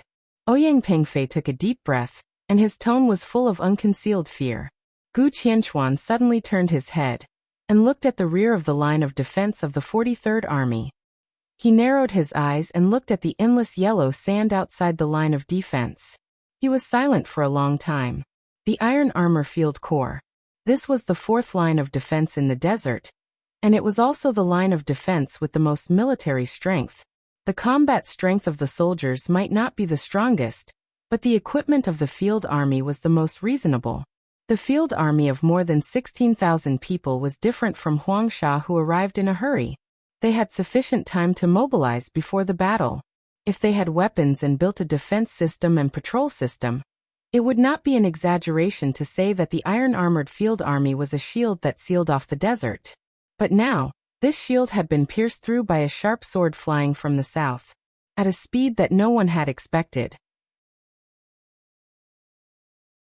Gu Qianchuan subconsciously looked at his watch. At 1:15 in the afternoon. How long had it been since the defeat of the Wasteland Special Forces? Trash. After a long time, Gu Qianchuan squeezed a sentence from his teeth. Ouyang Pengfei glanced at him and didn't say anything. How did the Nightmare Legion do it? Gu Qianchuan asked. He understood the strength of the Nightmare Legion, and knew that they could tear through the first few lines of defense. However, no matter what, they shouldn't be that fast. Everyone went crazy. Ouyang Pengfei said with a wry smile. The Nightmare Legion gathered all the high-level officials of Emperor Dong's palace to form a sharp knife team. Lin Yuxian was the captain. The sharp knife team directly rushed into the center of the base of the Iron Armor Field Corps. The commander and two deputy commanders of the Iron Armor Field Corps were almost killed by a sword. It's impossible to be so fast, Gu Qianchuan said in a low voice. The Iron Armor Field Corps was a very mature field army. Even without the commander and deputy commander, the chief of staff and others could command. It was impossible for more than 1,000 people to defeat a corps of nearly 20,000 people so fast. The Iron Armor Field Corps did fight back, but the main force of the Nightmare Legion attacked the base desperately. They didn't think about defense at all. They just killed all the way to the end. They didn't care about casualties. They couldn't stop them at all. The muscles in the corners of Gu Qianchuan's eyes twitched fiercely. He said gloomily, "What are the casualties now?" There is no time to count, but the Iron Armor Field Corps has more than half of the casualties, and the Nightmare Legion has lost about one-third. One-third. This also meant that more than 500 elites of the Nightmare Legion had been left behind in the desert. Gu Qianchuan's chest moved up and down obviously. He suddenly found that he had no room to retreat. For Chen Fangqing, the exposure of the termination plan was equivalent to a desperate situation. In a desperate situation, he could only make a last-ditch effort. Either he destroyed Emperor Dong's palace and Mount Dibing, or he would die without a burial place. So he would go all out. What about himself? Gu Qianchuan thought silently. For him, from the moment he appeared here, he also had to face a desperate situation. He still underestimated the reaction speed of Emperor Dong's palace. He also underestimated the determination of Emperor Dong's palace. The loss of one-third of the strength of the Nightmare Legion had made him a mortal enemy of Emperor Dong's palace. He had thought about whether to sacrifice himself to completely destroy Emperor Dong's palace to exchange for a bright future for Kunlun City. Now it seemed that he had no other choice. Even if everything ended here, It seemed that Li Tianlan would not let him go. Gu Qianchuan held the murderous weapon-setting sun tightly in his hand. This was his greatest confidence to stand there. "How is the Nightmare Legion now?" he asked suddenly. "Still marching full speed." Ouyang Pengfei's face was a little pale. Gu Qianchuan nodded and sneered ferociously. "In that case, I will go there in person." His cell phone suddenly rang. Gu Qianchuan froze for a moment. He took out the phone and looked at the number. His face changed and he subconsciously answered the phone. "Hello, Deputy Prime Minister Hua." Ouyang Pengfei subconsciously narrowed his eyes. Hua Zhengyang, the Deputy Prime Minister of Zhongzhou State, called Gu Qianchuan at this time. Did the attitude of the academics change? He carefully observed Gu Qianchuan's expression. Gu Qianchuan's expression changed little by little, and then it changed faster and faster. Anger, astonishment, unwillingness, self-mockery, and helplessness. All kinds of emotions flashed on his face. The phone call lasted for nearly 10 minutes. He took a deep breath and put down the phone expressionlessly. "Your Highness?" Ouyang Pengfei tentatively called. Gu Qianchuan did not respond to him for a long time. After Ouyang Pengfei called several times, he groaned and turned to leave. "Where are you going, Your Highness?" Ouyang Pengfei asked subconsciously. Gu Qianchuan paused and said coldly, "Back to the lounge." Ouyang Pengfei looked at his back, his eyes deep. He did not know what Deputy Prime Minister Hua said on the phone just now, but he did not forget that before the phone rang, Gu Qianchuan was going to deal with the Nightmare Legion in person. He did not want to wait for the Nightmare Legion to come. He wanted to go back and block the main combat force of Emperor Dong's palace. But now, he hesitated and wanted to report it to Huang Tong. Finally, he gave up. Gu Qianchuan sat quietly in the lounge alone. His eyes wandered. No one knew what he was thinking. Hua Zhengyang's phone call was very clear, straightforward, and almost an order. He clearly told Gu Qianchuan that Lin Yuxian could not die. He could be seriously injured or fail, but Zhongzhou State must give the Lin clan an explanation. Hua Zhengyang's words were very thorough. He clearly told Gu Qianchuan that Lin Yuxian was not alone in this matter. He flew from Tiannan to Beijiang. The headquarters of the Lin clan strictly followed the rules of the clan from beginning to end. Without receiving Lin Yuxian's request for help, they did not say a word about all his actions, nor did they send help, nor did they put pressure on anyone. They still maintained a posture of being aloof from the world. However, the headquarters of the Lin clan did not move, but it did not mean that others did not. Lin Yuxian flew from Tiannan to Beijiang. From the beginning of the war to the present, Zhongzhou State had received calls from several extremely powerful branch patriarchs of the Lin clan. They did not hide their overbearing and almost domineering attitude. They directly told Zhongzhou State that if Zhongzhou State could not give the Lin clan an explanation about Lin Yuxian, then the branches of the Lin clan all over the world would teach Zhongzhou State a lesson. "If you did not give me an explanation, I would teach you a lesson." This was a very reasonable approach, and the Lin clan was fully capable of doing this. Zhongzhou State would not be frightened, but the existence of Lin Yuxian was indeed in line with the current needs of the academics. Therefore, when Hua Zhengyang made this call, his wording was extremely tough. Gu Qianchuan's expression was a little strange. Now he was in the game and could not see the current situation clearly. However, Hua Zhengyang's call seemed to indicate that the academics and the Prince Group had officially parted ways. Next, the academics did not need to cooperate with Emperor Dong's palace. He just needed to watch. Could the Prince Group and Chen Fangqing really withstand the pressure of the Giant Group and the Southeast Group? If Chen Fangqing could not withstand it, then Kunlun City must consider for itself. The same was true of Gu Qianchuan. As Hua Zhengyang said, so far, because he was not directly involved in all the losses of Emperor Dong's palace, he did not have a great relationship with them. The academics could guarantee that Li Tianlan's hatred would not be transferred to him. In other words, with this promise, Gu Qianchuan was temporarily safe. The academics had planned to withdraw. Why should he follow Chen Fangqing to the end? Gu Qianchuan thought about this question for a long time. Because of hatred? Because of jealousy? Because of fear? In the face of the rise of Emperor Dong's palace, what should Kunlun City do? Time passed little by little, until the hurried feet. The footsteps sounded again. Ouyang Pengfei rushed into the lounge with a pale face. Gu Qianchuan glanced at him silently. Your Highness, the Nightmare Troop has officially fought with the Volcano Troop. Ouyang Pengfei said in a hurry. The Volcano Troop was also a field troop of Beijiang. Its number was less than the Iron Armor Troop, but it was one of the real main troops of Beijiang and the third line of defense of this action. Behind the Volcano Troop was the most powerful armed force of the Beijiang military region in the state of war, the Tiger Armor Troop. That was the second line of defense, but the firepower of the Tiger Armor Troop was enough to completely cover everything in the third line of defense. Although the two troops were two lines of defense, they were almost two forces in one. In their plan, when the physical strength of the Nightmare Troop declined, facing the experienced Volcano Troop and the super firepower of the Tiger Armor Troop, even if they could not completely defeat the Nightmare Troop, it was enough to cause at least 70% casualties to the Nightmare Troop. The rest would be dealt with by the trump card of the 43rd Army and Gu Qianchuan in the northwest of Zhongzhou State. However, the Nightmare Troop moved too fast. They directly rushed to the front of the Volcano Troop in a thunderous manner. Ouyang Pengfei became more and more uneasy. He looked at Gu Qianchuan and said in a hoarse voice, Your Highness, I think we should send some people to support the Volcano Troop. If Your Highness and the elites of Kunlun City can take action, it will be the best. A long night is fraught with trouble. It's better to completely extinguish the Nightmare Troop, and we. Why are you panicking? Gu Qianchuan asked faintly.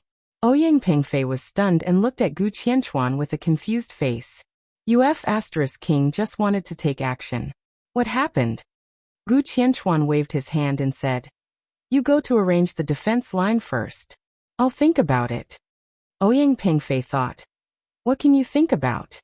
But he did not dare to ask more. He hesitated and stepped out step by step. Gu Qianchuan sighed softly. It was not until this moment that he completely suppressed his inner killing intent. The future of Emperor Dong's palace was hard to imagine. Lin Youxian's future would also be incomparably brilliant. Li Tianlan and Lin Yuxian. Not to mention the Wang family of Beihai. These two people were destined to be the enemies of Kunlun City in the future. It could even be said that they were mountains that Kunlun City could not surpass. Today was the best opportunity to destroy them. But with the change of the attitude of the academics, everything had become impossible. Gu Qianchuan's thoughts gradually became clear. If he disobeyed the intention of the academics and destroyed Emperor Dong's palace today, the power of Chen Fangqing and the Prince Group would expand infinitely. But after all, it was impossible for them to dominate. What he would face next was the crazy revenge of the Giant Group and the Southeast Group, as well as the overt and covert suppression of some international forces. Under great pressure, Chen Fangqing's most likely choice was to sacrifice the rook to save the king. Who was the rook? Gu Qianchuan thought silently. The more he thought about it, the more he felt that he was the rook that would be abandoned. So was Kunlun City. He did not dare to follow Chen Fangqing to the end, so he could only learn from the academics and withdraw. So now this opportunity seemed good, but with the withdrawal of the academics, it was not realistic to destroy Emperor Dong's palace. This was definitely a hidden danger to the future of Kunlun City that could not be ignored. But it was much better than Kunlun City being completely abandoned immediately. If it stayed dormant, at least there was a chance. Gu Qianchuan shook his head and gradually calmed down. He took out his mobile phone and dialed a number. Your Highness. In the screams, the twisted and strange voice of the undead sounded on the phone. Let's stop for a while. Gu Qianchuan gritted his teeth and said slowly, Bring Xiao Mahai here. In addition, prepare some medicine. Deal with him first. The undead was silent and said with some doubts, Your Highness. Do it. Gu Qianchuan growled. The undead's palm shook. He answered and directly hung up the phone. As soon as the phone was hung up, the bell rang again. Gu Qianchuan looked at the number and frowned. It was a completely strange number. He shook his head, too lazy to pay attention to it, and hung up. Then his mobile phone began to vibrate. It was a video communication request. There was only one word. Water. Thinking of the strange phone call just now, Gu Qianchuan's heart suddenly sank. He took a deep breath and pressed the answer button. The video on the mobile phone screen shook slightly for a moment. A man who seemed to be shrouded in starlight clouds sat there, holding a baby in his arms. It was a very strange feeling. Gu Qianchuan could not see the man's appearance, but he could clearly see the sleeping baby and even feel the man's bright smile. Your Highness Gu Qianchuan, the child is very cute. In the video, the man holding the child said with a smile, "What's his name?"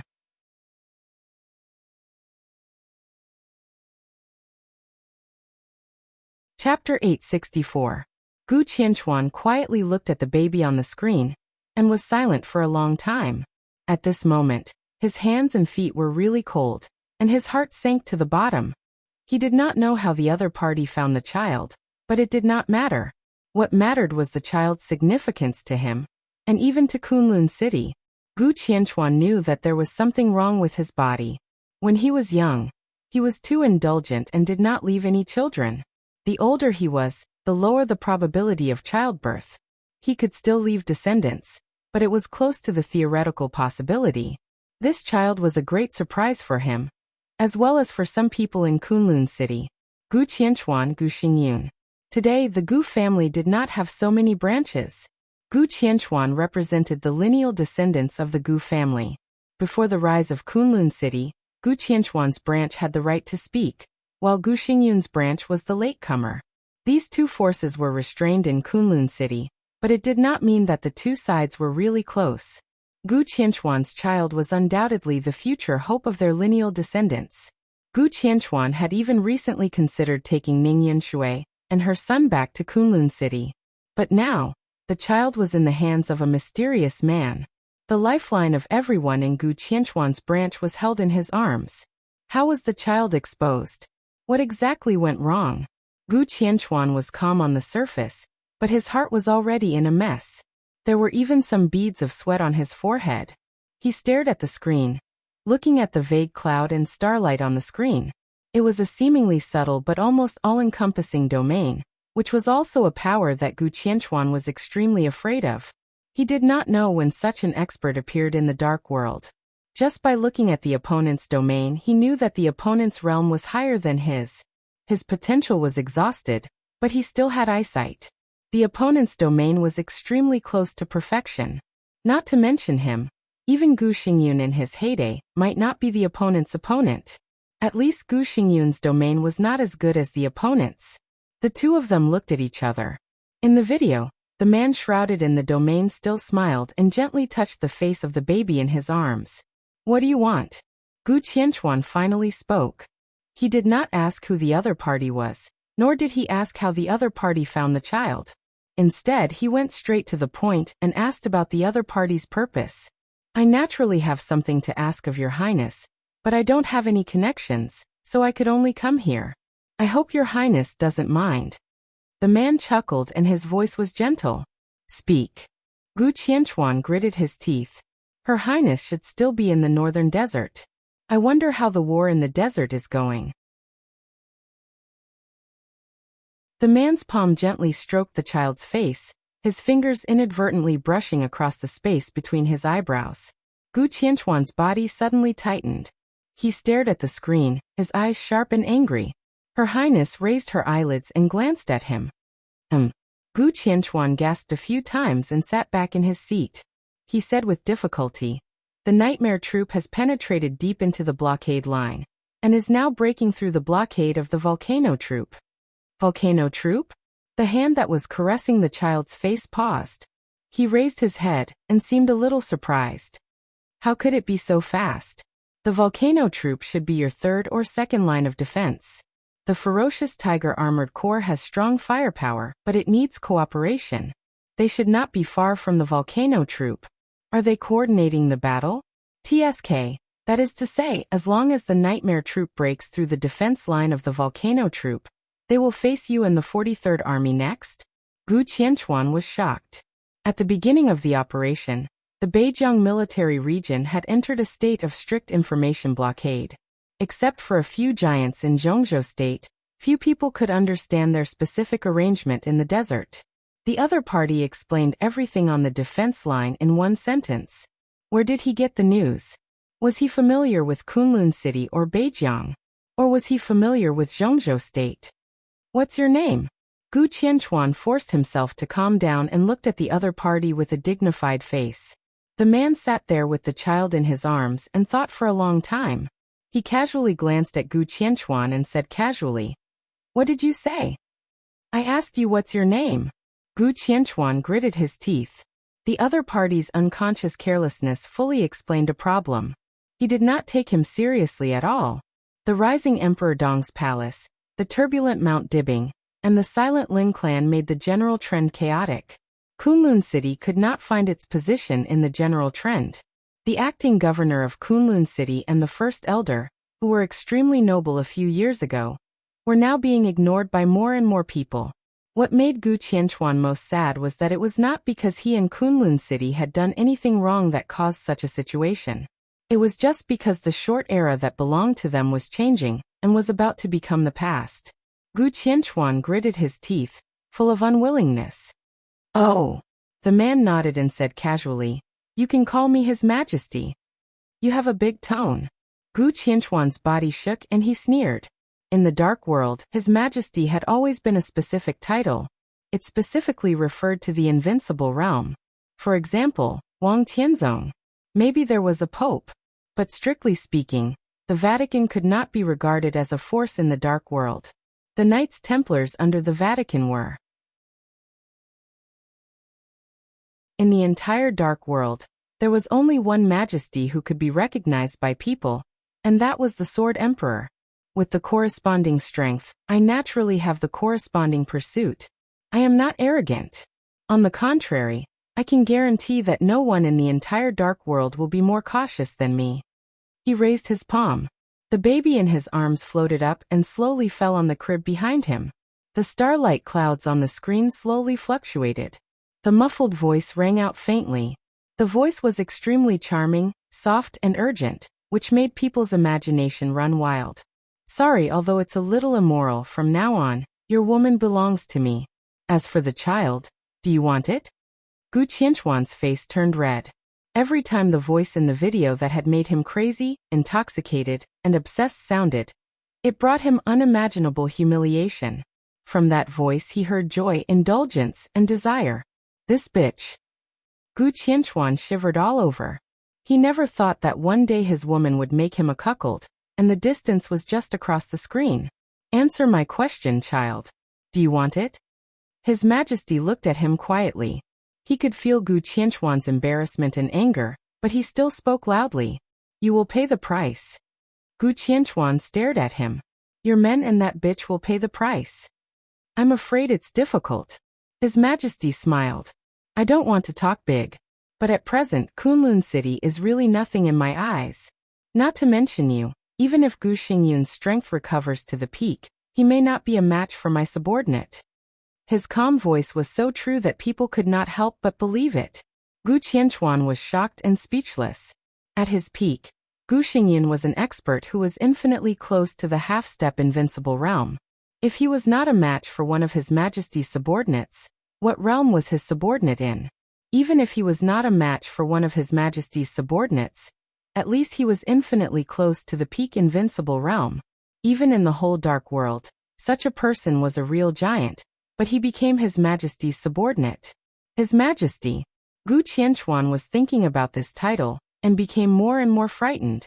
He was silent for a long time. The charming voice was still ringing in his ears, becoming more and more urgent. It seemed to be about to reach the peak. In his ears, the voice was like a farewell and a mockery. "So," Gu Qianchuan asked, "are you humiliating me?"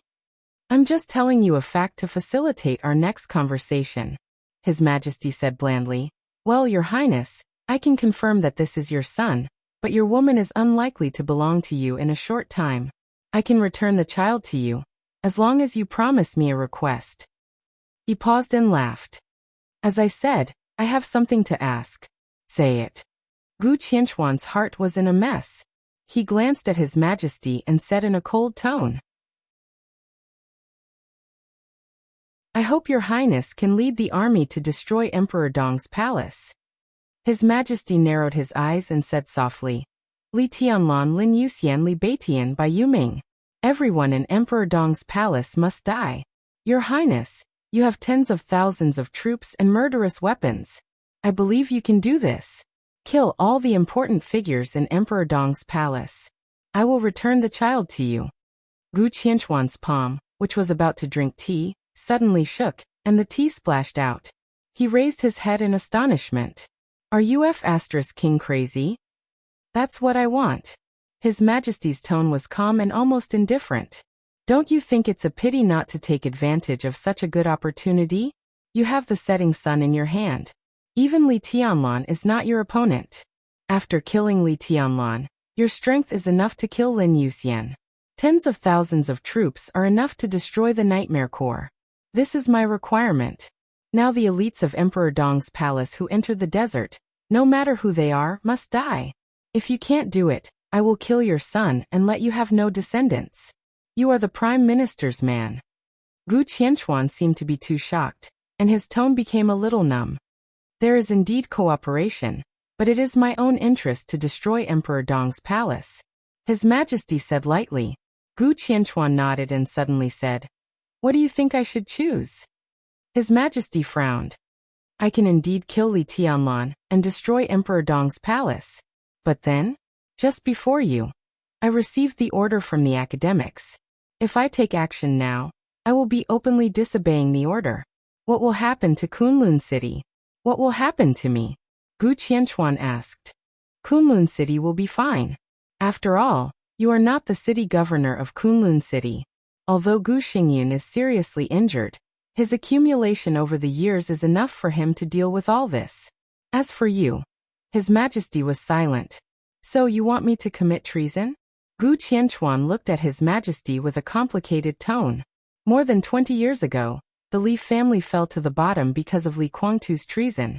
More than 20 years later, would Kunlun City also fall apart because of Gu Qianchuan's treason? Everything was like a reincarnation. Don't think too much. Now whether it is the academics, Chen Fangqing, or the Wang family of Beihai, they can't care about Kunlun City. You may not die if you commit treason. I can give you a choice. His Majesty said quietly. Choice. Gu Qianchuan sneered. For example? For example, be my fifth follower. I can save your life and try my best to improve your martial arts realm. I can also cooperate with Kunlun City to re-stabilize its position. Believe me, I can do this. Gu Qianchuan looked hesitant. Because everything His Majesty said was so good that it was somewhat unrealistic. He originally wanted to kill Li Tianlan, but he did not want to die, so he had been struggling. After receiving the order from the academics, he suppressed his unwillingness. What about now? If His Majesty's guarantee was effective, he would kill Li Tianlan and Lin Yuxian, and get rid of the future threat to Kunlun City. At this time, no one had time to care about Kunlun City. Gu Xingyun could relatively calmly resist the storm after his treason. He would not die. After becoming His Majesty's follower, he would improve his martial arts realm. With His Majesty's strong support, Kunlun City's status in the Dark World would rise and eventually become the real national defense force of Zhongzhou State. And all of this only required him to disobey orders once. Or it was a reputation for treason. As long as he dared to disobey the order of the academics and destroy Emperor Dong's palace with the reputation of treason, all this could really be achieved. In this matter, Chen Fangqing would certainly support him. In the future, when Li Huaqing and Hua Zhengyang retired, it was not impossible for him to take off the hat of treason and return to Zhongzhou State. To be honest, if killing Lin Yuxian and Li Tianlan was only the price, Gu Qianchuan could accept it without hesitation. But he always felt that there was a trap. Why should I believe you? He asked suddenly. This is cooperation, Your Highness. You are now a key figure, who can change the future situation. If you make a decision, I can guarantee that the whole dark world will be different in the future. It will be our world. I need you to change the situation. I need a follower who is strong enough and an ally who is strong enough. A short and seductive scream came from the screen. The storm officially stopped. Gu Qianchuan's mouth twitched fiercely and he did not speak. The sound of footsteps rang out from the screen. A steady voice chuckled and said, "Your Majesty." His Majesty nodded and looked at Gu Qianchuan. "As a sincerity of cooperation, I can show you part of my strength." The phone screen turned, and Moraid's face appeared on the screen. He was naked, with sweat beads and a small ambiguous red mark on his chest. "This is my first follower. You should know him." Because of the shock, Gu Qianchuan's body became a little stiff. Of course he knew Moraid. The former deputy commander of the Holy Disarmament Corps had exposed his strength that was infinitely close to the peak of the invincible realm in the chaos of Eastern Europe. Now he had left the Holy Disarmament Corps and was in charge of the Knights Templar of the Vatican. He was almost the top expert in Europe. How could he be His Majesty's follower? Gu Qianchuan suddenly thought of himself. If he also agreed to His Majesty's request, he would be the fifth follower. Moraid was the first, and he was the fifth. Who were the other three? "One of my followers has died. In addition to Moraid, there are two other followers, both of whom are in the invincible realm and have their own strength. I need to expand my influence. You and Kunlun City are absolutely heavyweight targets for me. Do you know what this means?" Gu Qianchuan was silent for a long time. At this moment, no one knew what he was thinking. His eyes gradually turned blood red, and he became incomparably crazy. "I see," he said. "Protect my son." He hesitated, finally lowered his head and whispered, "Your Majesty." His Majesty laughed. There seemed to be a demon baring its fangs and brandishing its claws in the starlight cloud. He laughed and nodded. Happy cooperation. The video was hung up. In the sound of footsteps, the undead dragged Xiao Mahai, who was somewhat out of shape, in. "Your Highness, do you want to treat him right away?" the undead asked softly.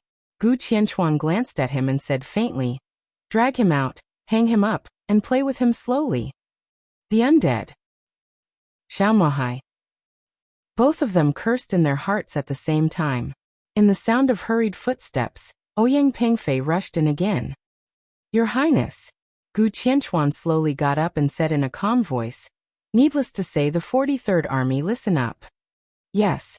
Ouyang Pengfei subconsciously straightened up. "Immediately transfer some elites to the volcano force with me. I'll do it myself. This farce should end," Gu Qianchuan said slowly. At this moment he finally made a decision. An extremely crazy decision.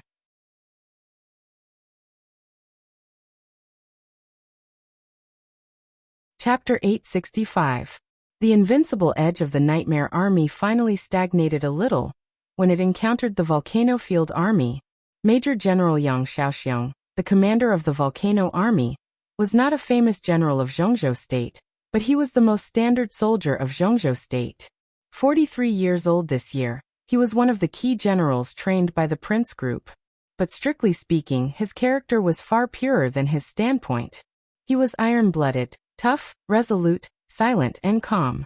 He had everything a soldier should have, but he didn't have anything a soldier shouldn't have. Because of this, although he was born in the Prince Group, he received countless praises in the military. Everyone, including Dongqing Wudi, had a very positive impression of him. Yang Shaoxiong was one of the few non-members of the giant group who had entered the Border Control Corps, and was eventually recommended by Dongqing Wudi to the army headquarters. Yes, Yang Shaoxiong was a key general of the Prince Group, but it was the giant group that helped him cross the threshold from a colonel to a general. Therefore, Yang Shaoxiong had always respected Dongqing Wudi, but that was all. Just like how he also respected the leaders of the Prince Group. From a grassroots officer to a major general of Zhongzhou State, his purity hadn't changed at all. He didn't get married, and he had no children. The Volcano Field Army was everything to him. He wouldn't welcome them, flatter them, or express any opinions that had nothing to do with the Volcano Army. Even inside the Prince Group, he didn't have much sense of existence, but his existence was really reassuring. It seemed that he had never cared about the existence of groups or factions. As a soldier, the word obey orders ran through his entire military life. At the most critical moment, people like Yang Shaoxiong were undoubtedly the most reliable and trustworthy people. Therefore, The entire Beijiang military region had high hopes for Yang Xiaoxiong and the Volcano Army. And the Volcano Army didn't let the Beijiang military region down.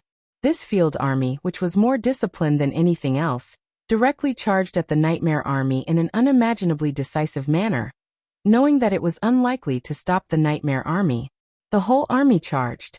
Take the initiative to attack. When the first Volcano Legion scout died in the hands of the Nightmare Legion, the entire Volcano Legion was like a raging tide that swept over in an instant. Artillery fire poured down from the ferocious Tiger Armored Legion behind the Volcano Legion, burning the sky and shaking the desert. Amidst the earth-shattering roars, countless troops rushed over and dispersed the Nightmare Legion, which was only left with a little more than 1,000 people. Cannon fire, frost lightning, raging fire. Blood and corpses splattered in every corner of the desert like an explosion. Lin Yuxian was covered in blood from head to toe, and the blood splashed into his eyes. His pupils were already blood red, and there were enemies everywhere in his sight. The dagger team formed by them was the strongest point of the entire Nightmare Legion, and the Volcano Legion also focused on attacking this point. The other party's unyielding choice completely represented his determination to do whatever it took. All the soldiers close to Lin Yuxian were smashed by the sword energy. But before the broken bodies fell, more people had rushed up with their own bodies, layer by layer. A large number of soldiers madly attacked the pseudo-domain formed by the dagger team of the Nightmare Legion. Artillery fire roared in the rear, and Lin Yuxian was unable to move for a while. He was still killing, but thousands of people pushed over together in front of him. Every step he took, he had to step on a lot of blood and corpses. The Nightmare Legion began to suffer continuous casualties under the almost crazy attack. Lin Fengting and others were daggers. When this dagger was surrounded, the forces at the back would definitely hesitate, and casualties would be unavoidable. The formation is in chaos. The existence of the pseudo-domain isolated most of the sound, but a small amount of sound that penetrated and was still deafening. Li Beijian looked back in the sky full of blood. The Nightmare Legion, which did not have many people, was still falling down quickly. One of the elites of the Legion was directly pulled out by the soldiers of the Volcano Legion. The soldiers almost all over the mountain rushed over like ants. Shrill screams accompanied by blood rang out. The swarming ants quickly decreased, and the elites of the Legion never stood up again. This won't work. The other brothers are surrounded. If we can't rush over, we will all be annihilated in the end. Let's support first. Let's gather people and push over together. Fairy Tail's voice was a little sharp. He was a newly promoted high-level official in Emperor Dong's palace, and his strength was relatively weak. At this time he was already injured. You and Xiaoyu are in charge of support. Gather people and be careful. The sword light kept moving. Lin Fengting, who frowned, directly gave the order. Fairy Tail and Yi Huayu nodded at the same time. I'll go find the nearby commander and kill him first. Li Beijian's voice was a little cold. It's useless. Bai Yoming's voice sounded. The Volcano Legion is the trump card field legion of the Beijiang military region. In this legion, discipline is more important than anything else, especially on the battlefield. Such a legion is the most thorough in carrying out orders. The sword energy in his hand gathered into a shocking sharpness, and finally turned into a beam of light that shot straight ahead. Wherever the beam of light passed, the human wall dozens of meters ahead suddenly broke. Blood and flesh splattered in the air. In the next second, the human wall was blocked by the people of the Volcano Legion, and they continued to rush up. Countless attacks hit the pseudo-domain in front of them crazily.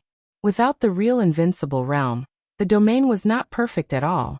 A large number of attacks fell, and the pseudo-domain was turbulent. It seemed that it would be broken in the next second. Bai Yuming carefully looked at the soldiers in front of her. Her somewhat enchanting but endlessly sharp eyes had complicated emotions. In her sight, there were one ferocious and fierce face after another, with undisguised killing intent and fear of death. All of this eventually turned into a ferocity that was almost irrational. They desperately rushed up and fell down. After their corpses were trampled to pieces, more attacks hit the domain again. After the fear exceeded the limit, There was only madness that was close to fanaticism. Bai Yuming narrowed her eyes and whispered, "In their eyes, we are the real enemy. Under such circumstances, the only order they receive is to charge. It makes no sense to kill the commander." "Sister Bai, do you have any suggestions?" Lin Yuxian suddenly asked. "No," Bai Yuming whispered. "The real war is originally a head-on confrontation." "You're right." Lin Yuxian was silent for a while. "The real war is originally a head-on confrontation. In this case, an extremely clear sword chime suddenly appeared in the extremely chaotic battlefield. The scarlet sword light rushed into the crowd in an instant with a lot of blood. Flesh and blood flew. Lin Yuxian's firm voice resounded through the desert. "Nightmare Legion, charge!" Charge! This time it was a real charge. He was not thinking about the defense line. He was not thinking about the distance. He was not thinking about the physical strength. He was not thinking about the victory or defeat, life or death. Go all out. Charge. They met on a narrow road. Boom. In the violent roar, the entire Nightmare Legion completely broke out. They did not reserve their physical strength for the final battle. Everyone showed their strongest state. The fire was monstrous. There were flames everywhere on the yellow sand. Huge ice thorns were constantly condensing in the fire. Kill. In the roar that went straight to the sky, the remaining Nightmare Legion seemed to have completely lost their minds. They joined Emperor Dong's palace and joined this battlefield. Now there was no way back. As Lin Yuxian said, if they won, they would be heroes. If they lost, they would be sinners. So they could only move forward. There was no need to think about the final battle. They had to pass through the Volcano Legion in front of them first. The fire was flying. Everyone in the Nightmare Legion was breaking out. Under the desperate attack of the soldiers, a platoon leader of the Nightmare Army suddenly opened his hands. The extremely hot flames were like two torrents. The high temperature of the desert was originally a hell for experts in the fire-flaming realm. The torrents surged wildly with extremely heavy power, covering a radius of nearly 20 meters in an instant. "Cooperate!" The squadron leader bellowed furiously. There was no need for him to speak at all. The two team members who had gradually separated from him had already taken action at the same time. The flames flowed, and the cold ice wall surrounded them from all directions. The ice wall enclosed all the flames and became thicker and thicker.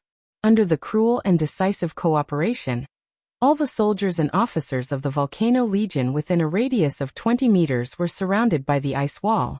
A large piece of fire was burning their flesh and burning the ice layer. The ice layer gradually melted and merged with the burnt flesh and blood. The flames turned into liquid, like magma. In the scream, a team member died in the siege of the Volcano Legion. The squadron leader, who had created a pool of magma, suddenly roared and slapped the ice wall in front of him. Boom!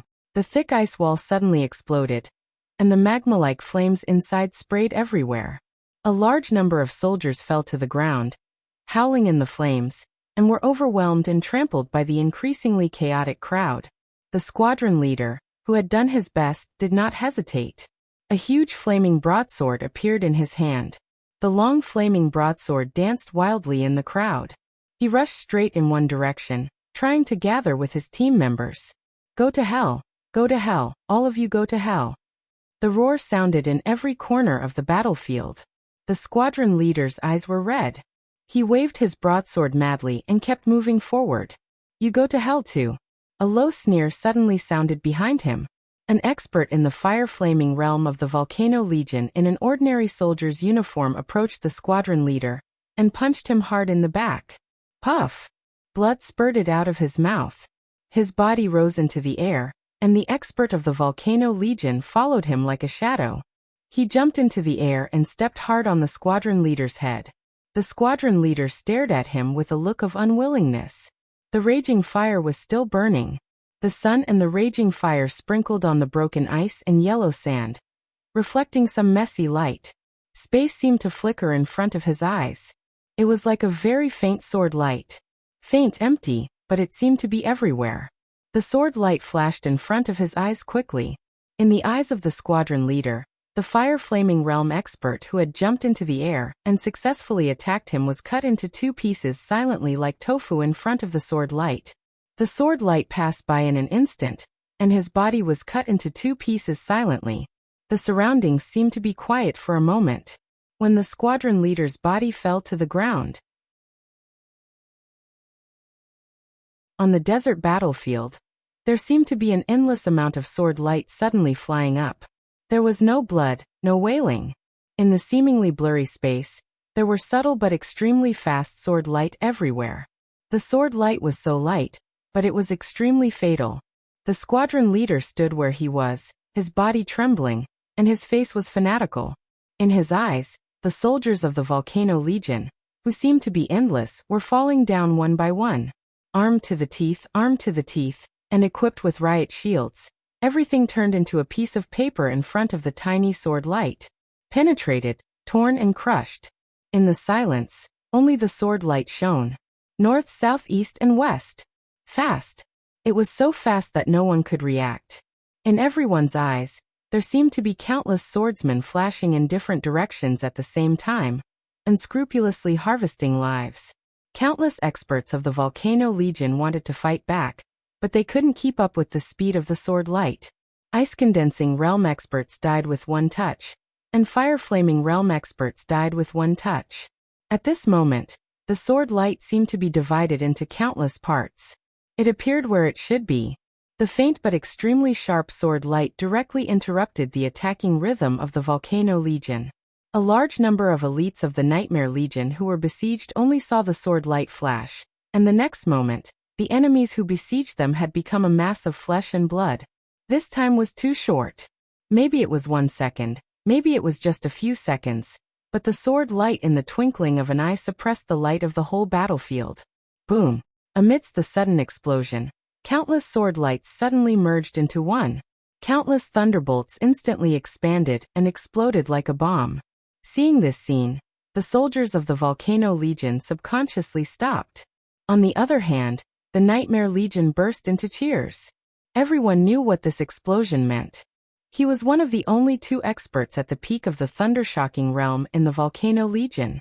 He was the vice commander of the Volcano Legion, codenamed Thundersnake. His existence brought a lot of trouble to the Nightmare Legion. The shining sword light approached from afar, and directly came to Thundersnake. One sword. The peak of the Thundershocking realm, and one touch would kill. The morale of the Nightmare Legion soared. Everyone knew this sword. Even if they hadn't seen it with their own eyes, they had at least heard of it. In the few years of development of Emperor Dong's palace, this sword could be said to be really famous in Tiannan. This was the last move of the Great Void Sword of Mount Shu. Supreme Great Void. Only when one entered the peak of the Thundershocking realm could he really control the Great Void Sword. The dazzling sword energy converged in one place layer by layer. The energy of Thundersnake kept surging under the guidance of the sword. Explosions kept happening around him, and the explosions swallowed all the soldiers of the Volcano Legion around him. The incorporeal sword light stood beside him, and gradually became clearer. Li Baitian's figure appeared in front of everyone. The Great Void Sword trembled violently in his hand, and the sound of the sword kept ringing. He raised his long sword, and the almost invisible sword intent kept surging in his hand. He pointed his sword at the Volcano Legion that didn't retreat, but became more and more crazy. He said with indifferent eyes, "Kill them, go all out." At this point, there was no need to save any strength. After killing through this line of defense, they would face the 43rd Army and Gu Qianchuan. It was no longer important to save strength.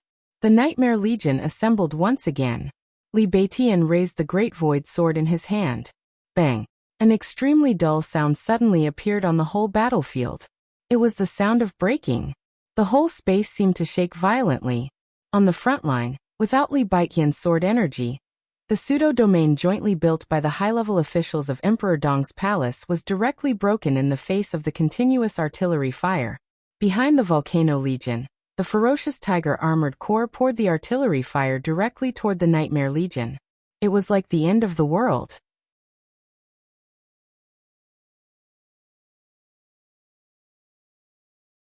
Chapter 866. The complicated orders were passed down as soon as the domain was broken. The chaotic battle situation remained the same. The soldiers of the Volcano Legion were still rushing forward desperately. Orders were given one after another, from the regiment level to the company level. The soldiers of each class received clear orders. The chaotic battlefield was changing quietly. Emperor Dong's palace began to assemble. And the Volcano Legion also became a whole under the orders one after another. Lin Yuxian was still in the front. Covered in blood, he stood straight, like a divine sword that could tear the sky. A streak of scarlet sword light shone in the surging crowd. The sword light was like water, and the sword energy was like a tide. In everyone's line of sight, a blood-colored arc of light appeared in midair. The arc of light reflected the sunlight and expanded rapidly. Lin Yuxian, whose essence, qi and spirit had reached the peak, held the long sword in his hand. He raised the sword edge and said coldly, "Kill them all." Where the long sword pointed, the weapon pointed. The huge bloody arc of light directly cut into the crowd with unimaginable murderous intent. The world seemed to turn red. The desert became a sea of blood. Lin Yuxian strode forward. Endless sword energy surged around him, gathered like a dragon, and went on a rampage. The space was torn by the sword energy inch by inch. Countless dense sounds burst out at the same time, and swept across the battlefield like a dragon's roar. This was the Dragon Fist. Lin Yuxian's own sword energy Dragon Fist. Countless dragon-shaped sword energy surged wildly around him with unparalleled sharpness. Lin Yuxian rushed to the front. Charge, charge, charge! Under the dragon-shaped sword energy, all the obstacles in front of him were broken. Lin Yuxian was bathed in blood and almost became a bloody man. Under his leadership, the entire Nightmare Legion was like a sharp sword again, piercing into the defense of the Volcano Legion without reservation. They moved forward with indomitable will, destroying all obstacles. Is that Lin Yuxian? The tent in the center of the Volcano Legion's base was converted into a temporary command room. Through the screen, the commander of the Volcano Legion quietly watched the extremely tragic battle situation. His expression was as hard as iron. On the other screen, Lin Dong, the commander of the fierce Tiger Armored Corps, who was fighting with the Volcano Legion, frowned and said in a dignified tone. Yang Xiaoxiong did not speak and just stared at the screen. Old Yang, we can't go on like this. The Volcano Legion can't hold on any longer. This person is not much worse than Li Tianlan 3 years ago. Lin Dong said in a low voice. It's still not enough. Yang Xiaoxiong said slowly. He was a rare superior of the half-step invincible realm in the Beijiang military region, so he naturally had better eyesight. But on the current battlefield, that bit of difference is meaningless. Lin Dong looked at Yang Xiaoxiong seriously. Yang Xiaoxiong was silent for a moment before he shook his head. Sighing softly, he said, "The quality of the army still can't keep up. I can maintain their will and fighting spirit, but something like strength is not something that can be obtained just because you want it." "What are you going to do?" Lin Dong asked. "We can only fight." Yang Xiaoxiong raised his eyebrows. He wasn't handsome, but he was extremely tough. "We can only fight to the death." Lin Dong was silent for a long time. After a long time he softly said, "Is that necessary? We don't have a choice. As soldiers, we should carry out orders. And none of us can say that such orders are wrong. The existence of Beihai does harm the interests of Zhongzhou state to some extent. Emperor Dong's palace is another Beihai. We really can't let them grow. As for the right or wrong of this war, that's a problem of decision-making. I'm the commander of the Volcano Corps. The only thing I can do is carry out orders." He looked at Lin Dong and smiled, which was rare. "The next step is up to you." "What do you mean?" Lin Dong frowned. When they rushed through the line of defense of the Volcano Corps, the firepower of the Tiger Armored Corps can be maximized. There's no need for any estimation. Just destroy everything directly. Only in this way will today's sacrifice be worth it. An army of tens of thousands of people will get rid of the cancer in the future for Zhongzhou state. In fact, this is a fair deal. Do you really have no concerns at all? Lin Dong looked at him. You should know Minister Dongqing's opinion on this matter. Don't forget, You are also a soldier of the Border Control Corps. I am a soldier of Zhongzhou State, Yang Xiaoxiong said coldly. He narrowed his eyes, and a complicated look flashed across his eyes. He said softly, "It's all over." Lin Dong wanted to say something more, but Yang Xiaoxiong had already turned off the communication. He looked at the screen. On the screen, the dragon-shaped sword energy raged wildly. Blood and corpses piled up crazily all the way. The entire Nightmare Corps was advancing forward at an unimaginable speed. If there were no accidents, the other party would soon be able to push into his command room. The gap in hard strength was indeed not something that could be solved by fighting intent.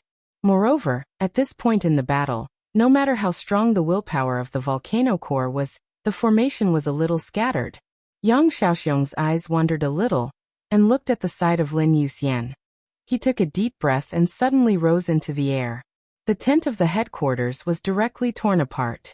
The desert wind blew in with yellow sand. It was desolate. Now is not the time to hold back. Lin Yuxian repeated this sentence again. But this time, this sentence was not for the Nightmare Corps. It was for the people around him. What is the meaning of this war? We can't know until the war is over. His tone was very serious and a little confused. Beside him, Bai Yuming said, Are you all right? The invisible sword light shuttled wildly in the front line, forming a straight line. The sword light was so fast that it was stained with blood all the way. The whole front line became a red line as the sword light passed. Li Beitian stopped beside Bai Yuming and asked with a slight frown. Everyone could feel that there was something wrong with Bai Yuming. She was the only superior of the half-step invincible realm in the high level of Emperor Dong's palace. But in this war, she did not play the role that a superior of the half-step invincible realm should have. Everyone was saving strength and physical strength at the beginning, but now it was time to show their trump cards. I'm all right. Bai Yuming shook her head hard. She looked at the battlefield in front of her, looking at the ferocious and fearful enemies that were charging at him. Lin Fan felt a chill run down his spine. Zhongzhou State. Enemies. The combination of these two words almost completely subverted Bai Yuming's worldview. She really didn't understand why things became like this, and she didn't want to meet the army in front of her. The Volcano Corps. Who would be responsible for the blood and corpses that flowed on the desert today? The soldiers of the Volcano Legion had gone completely crazy. They formed a human tide, and the human tide pushed everyone forward. Everyone rushed forward like crazy, attacking, and dying.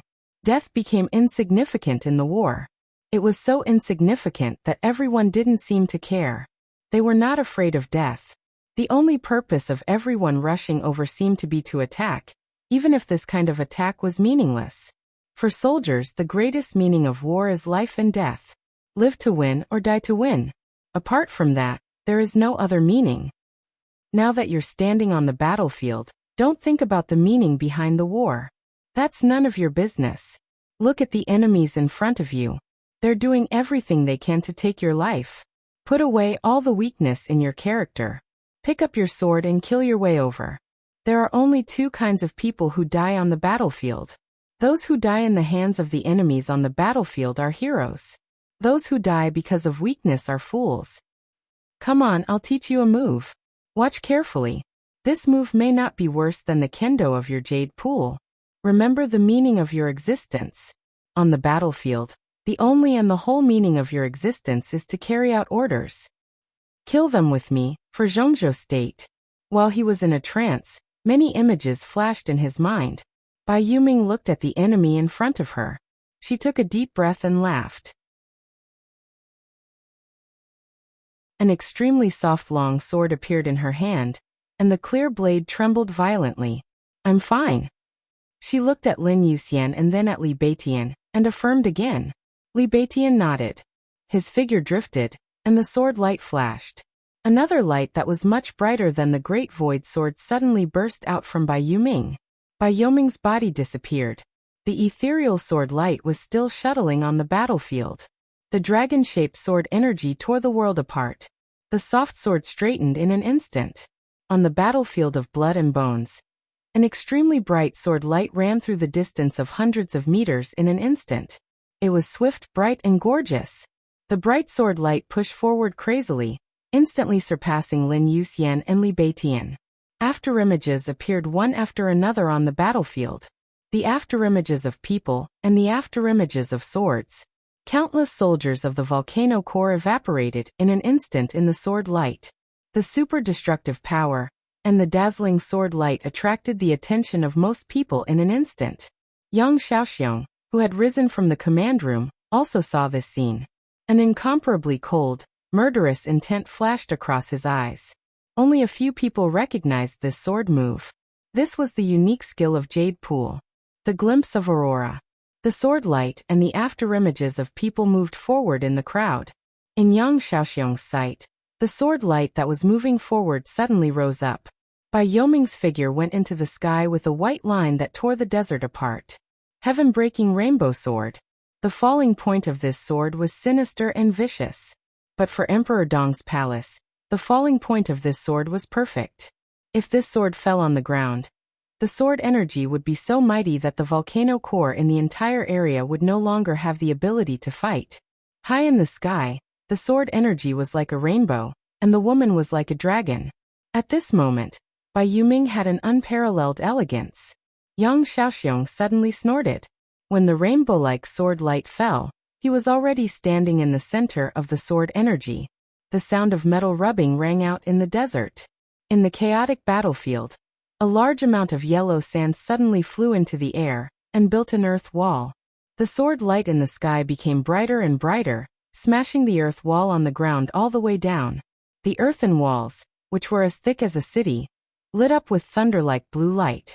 The light shone in the sun with indescribable coldness. Yang Xiaoxiong stood in the center of the light. He held a long saber in his hand. In the hundreds of years of history of the Dark World, the pinnacle of martial arts had always been swordsmanship. The swordsmanship of Beihai. The swordsmanship of the Li family. The swordsmanship of the Lin clan. In the entire Zhongzhou state, only one martial arts force was used to using sabers.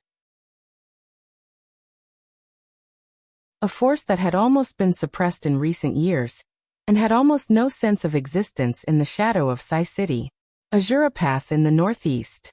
That was also Yang Xiaoxiong's sect. The dazzling sword light pierced straight down. Yang Xiaoxiong raised the long saber in his hand. In the heroic roar, with Yang Xiaoxiong as the center, all the soldiers of the volcano core within a distance of tens of meters were pushed out. The crazy thunderbolts kept gathering in the space of tens of meters. The blade tore the space and went all the way up. The thunderbolts surged into a huge saber light of tens of meters, and slashed at Bai Yuming from top to bottom. Tragic, crazy, and domineering. This had always been the essence of Azura Path.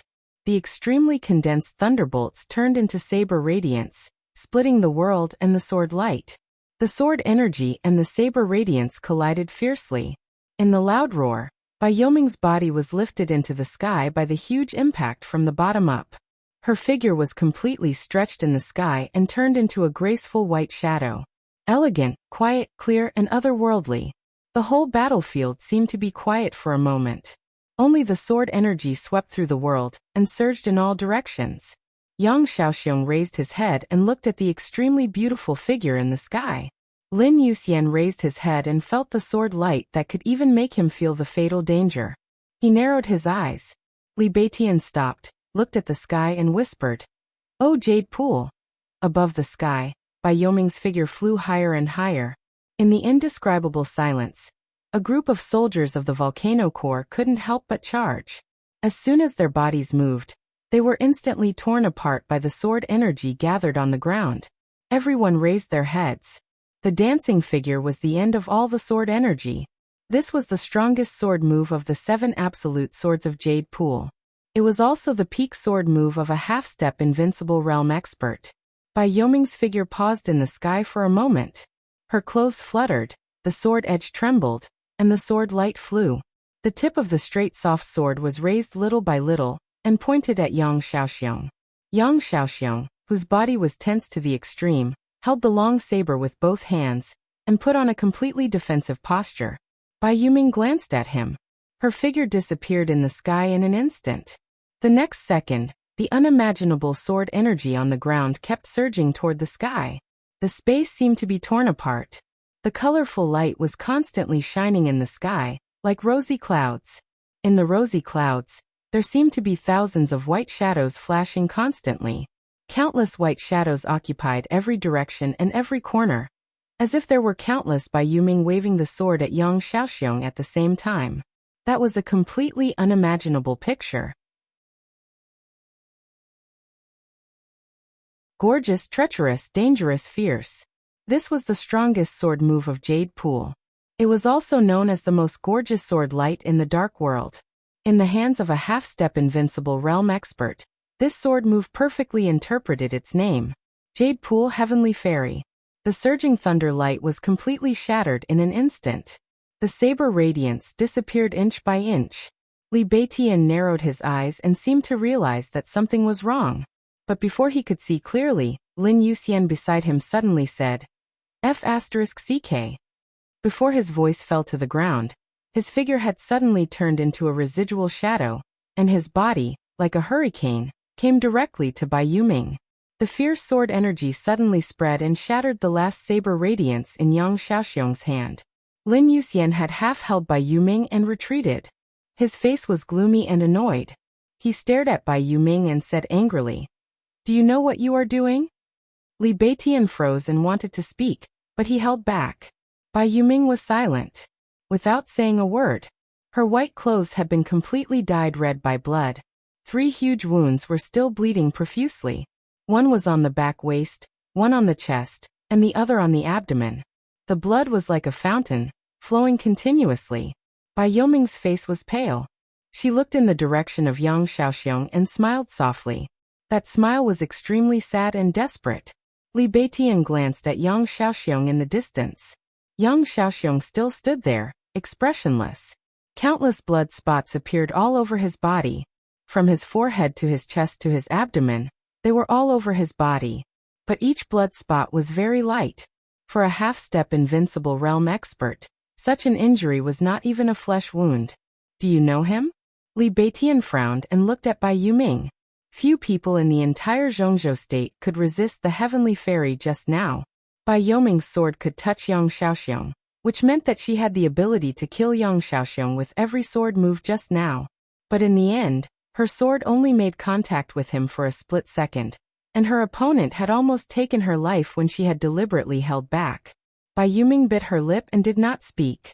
In the distance, Yang Xiaoxiong, expressionless, raised his long saber, and his new order spread to the whole area. The order we received was to stop the nightmare troop and prevent them from entering the prison. But now, comrades, there is no turning back. So from this moment on, the order has been changed. Volcano troop, listen to the order. All charge. Die here with the nightmare troop. Kill. In the soaring roar, countless soldiers of the volcano troop rushed up with red eyes. Bai Yuming wrapped the wound on her body and looked up at Yang Xiaoxiong. Yang Xiaoxiong's eyes were calm and cruel, as before. Bai Yuming laughed again. You take a rest first, No need. Bai Yuming interrupted Lin Yuxian. Let me do it. He looked back at Fairy Tail and said lightly, Give me your weapon. Fairy Tail was stunned and handed over the weapon hesitantly. It was a long saber nearly 2 meters long. Bai Yuming held the hilt of the saber and looked at Yang Xiaoxiong in the distance. Come on, I'll teach you a move. Watch carefully. This move may not be worse than the kendo of your Jade Pool. She thought of the words in her memory, smiled softly and said softly, I've learned this move. The saber was held in her hand. Her slender figure carried the huge long saber and moved forward slowly, faster and faster. The huge blade was swung in her hand. Her figure began to charge. From quick-witted to crazy, it was only a moment. Her body and the saber directly collided with the endless group of soldiers of the volcano troop. The blade was raised, and with an indescribable weight, it swung down like lightning. Ah!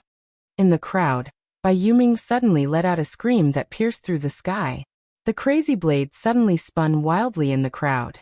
All her physical strength, willpower, strength, and speed were gathered together and completely burned in the most crazy and violent way. Invincible realm. Li Baiqian's face suddenly changed. The huge blade swept through the crowd with an unimaginable bloody storm, and all who stood in its way were defeated. At this moment, Bai Yuming seemed to have really stepped into the invincible realm. No real breakthrough. Fairy Tail stared at Bai Yuming's figure with a complicated look in his eyes. This is, he smiled bitterly. Azura Path, Dallas Madness. Dallas Madness. The strongest saber of Azura Path, and also the forbidden saber of Azura Path. In the distance, the irrational saber light unscrupulously slaughtered everything and rushed to Yang Xiaoxiong. Along the way, it was like Azura hell. Mutilated corpses were scattered all over the place. The bloody storm rushed into the crowd, killed its way out of the crowd, and almost cleared everything along the way. The storm that was condensed to the extreme suddenly shrank for a moment. The huge blade came to Yang Xiaoxiong. This saber was no longer a hack. It was a forward stab. Yang Xiaoxiong did not dodge. Facing the blade, he took a step forward. Bai Yuming, whose eyes were red and completely irrational, held the long saber and directly cut open Yang Xiaoxiong's chest. His face was gloomy, but he showed a rare smile. Good learning. He looked at Bai Yuming and said with a smile, "You deserve to be my soldier." Bai Yuming's eyes trembled for a moment, and she seemed to regain some clarity. She looked at the man in front of her, closed her eyes and opened them again. "Commander." "I'm not your commander anymore," Yang Xiaoxiong whispered. Bai Yuming's palm trembled violently. Yang Xiaoxiong's breath gradually weakened and he tried to smile. "I like the army very much, but I'm really tired of being a soldier." "The question you asked me that year. I don't have an answer. But if there is a next life, Yuming, I will marry you." His body slowly fell with the last voice. Endless thunder spread around him, bringing up yellow sand all over the sky.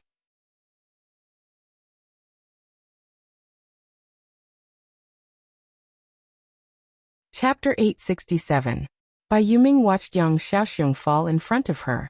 The incomparably tyrannical saber radiance penetrated deep into his internal organs, constantly eroding his flesh and blood. Lightning filled the sky with Yang Xiaoxiong as the center. It was a power that he had been accumulating for a long time, but he had never used it in the end. The light continued to spread, rolling over Bai Yuming's body. It was as gentle as that night at the border of Hung State many years ago, when he held her seriously injured and crossed the mountains in the heavy encirclement, and returned to the territory of Zhongzhou State. The lightning isolated the desert from the outside world. The long-condensed power of the half-step invincible realm was dazzling and majestic. Bai Yuming held the knife in her hand tightly and cried loudly in the endless thunder. Yang Xiaoxiong's body was slowly dissipating. He lay on the ground and looked up at the sky through the lightning. The blazing sun was slowly setting. The setting sun lit up the sky, bringing with it a large sunset glow. His eyes were a little dazed, but he appeared extremely calm. "Leader!" Bai Yuming shouted again. The story between her and Yang Xiaoxiong was far from touching. More than a decade ago, the little girl, who had achieved primary success in kendo but had a weak personality, was only 18 years old when she was thrown into the Border Control Corps by her father. That year, Yang Xiaoxiong was 27 years old. Her father stuffed her into the Border Control Corps.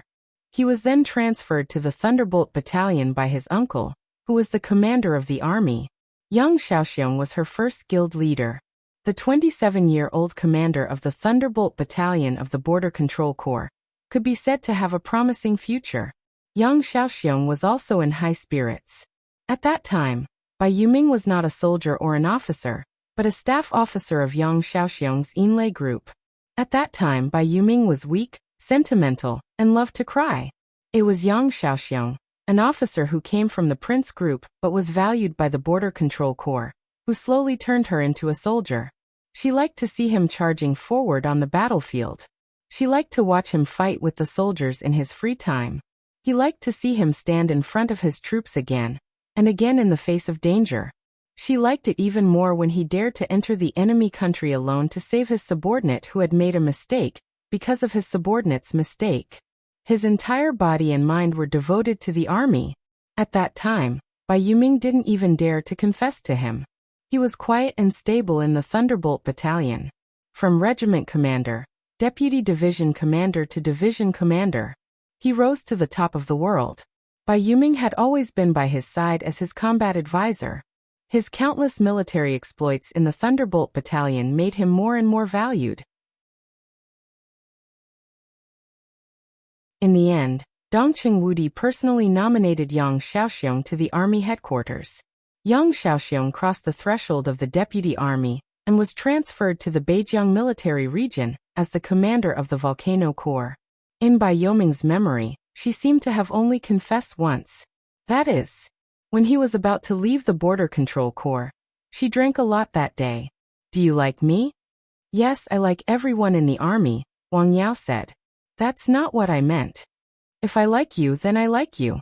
In my eyes, the most beautiful thing is always in the military. Oh, let's go. Goodbye. They said goodbye, but never saw each other again. Several years seemed to have passed, or perhaps many years. Bai Yuming didn't think that her first love was a failure. Maybe she had never succeeded, and it was not unforgettable at all. Her life went on. Yang Xiaoxiong's figure faded little by little, and her emotions also faded little by little. She began to appreciate every soldier. The Border Control Corps, the Emperor Dong's palace. The love between men and women seemed to be getting farther and farther away from her, and she did not have the mood to touch it at all. She did not want to see Yang Xiaoxiong again, but she saw him when she least wanted to see him. On the battlefield, the flying fairy was like a dream. His knife stabbed into her body without the slightest hesitation. Thousands of miles of yellow sand, the Taoist crazy demon, bathed in blood. Her knife plunged straight into his chest. Scenes from the past flashed through her mind with incomparable clarity. Bai Yuming raised her hand and wiped away her tears. Yang Xiaoxiong's burly body began to become blurred. Commander. She called him again.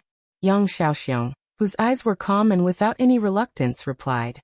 Do you like me? Yes. Oh. Yang Xiaoxiong looked at the glow in the sky. The world in front of him began to darken and blur little by little. The desert was getting colder. Yang Xiaoxiong tried to smile. I'm leaving. Goodbye. They never saw each other again. The surging thunder and lightning slowly died out. Yang Xiaoxiong's body turned into flying ashes under the fierce saber radiance. Bai Yuming stood in place. Her eyes were red and swollen, but her pupils were calm without any emotion. Countless soldiers of the Volcano Legion stopped. Their expressions were somewhat sad and incomparably angry, but more than that, they were at a loss. Was this a troop where discipline was more important than anything else? Maybe it was. At least for now, the existence of Yang Xiaoxiong was more important than discipline. The wind and sand disappeared with the last ray of light of the thunder and lightning. The entire volcano core lost its soul. Are you okay? Lin Yoxian's figure appeared beside Bai Yuming. I'm okay, Bai Yuming said quietly. But you don't look good. Lin Yuxian smiled bitterly. He didn't quite understand the style of Taoist madness of Azura Path, but it could raise the combat capability of a half-step invincible realm expert to a higher level, so it was impossible that it didn't pay a price. In that monstrous blood wave, Bai Yuming could be said to have torn apart the strongest defense line of the Volcano Corps. She killed the old commander who had trained her personally, and even loved her. How could she be okay? I'm in a bad mood. Bai Yuming held the knife in her hand and said in a low voice. Lin Yuxian opened his mouth. Someone must be responsible for everything that happened today. Bai Yuming raised her head. She looked in the direction of the desert prison ahead. She was surrounded by a dense crowd. Bang! A gunshot suddenly broke the silence on the battlefield. Deep in the crowd, an officer of the Volcano Corps raised his gun, pointed at Bai Yuming, and shot wildly.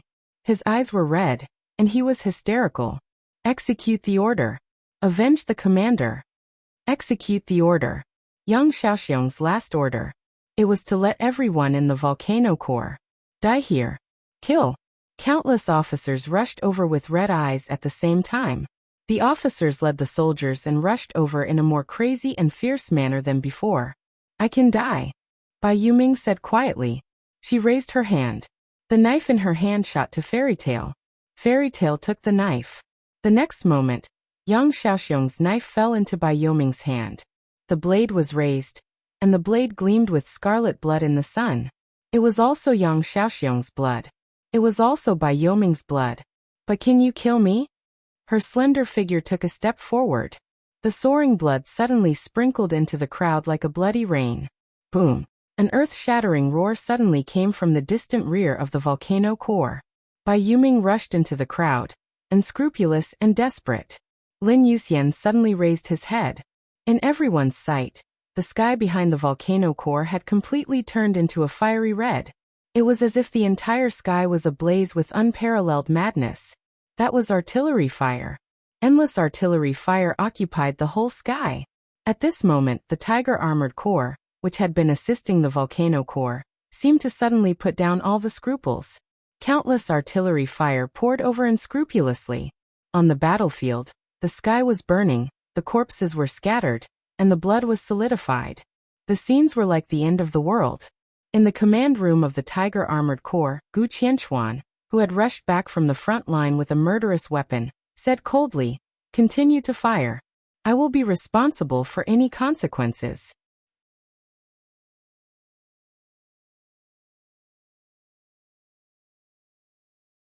Chapter 868. There was no doubt that as one of the trump cards of Beijiang, the ferocious Tiger Armored Corps had the highest firepower and destructive power in the entire Beijiang. The Beijiang military region was not at the level of the Zhongzhou theater of operations, but it was located on the border.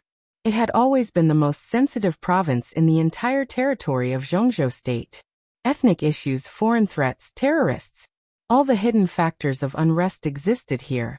The ferocious Tiger Armored Corps in Beijiang was the main force to deter all kinds of disharmonious factors. Therefore, the ferocious Tiger Armored Corps was not only the trump card of Beijiang. In the entire Zhongzhou state, it could be regarded as one of the top heavy firepower legions. The Nightmare Legion was charging. The formation of the Volcano Legion began to collapse at a speed visible to the naked eye. Without Yang Xiaoxiong, the Volcano Legion seemed to have lost its soul.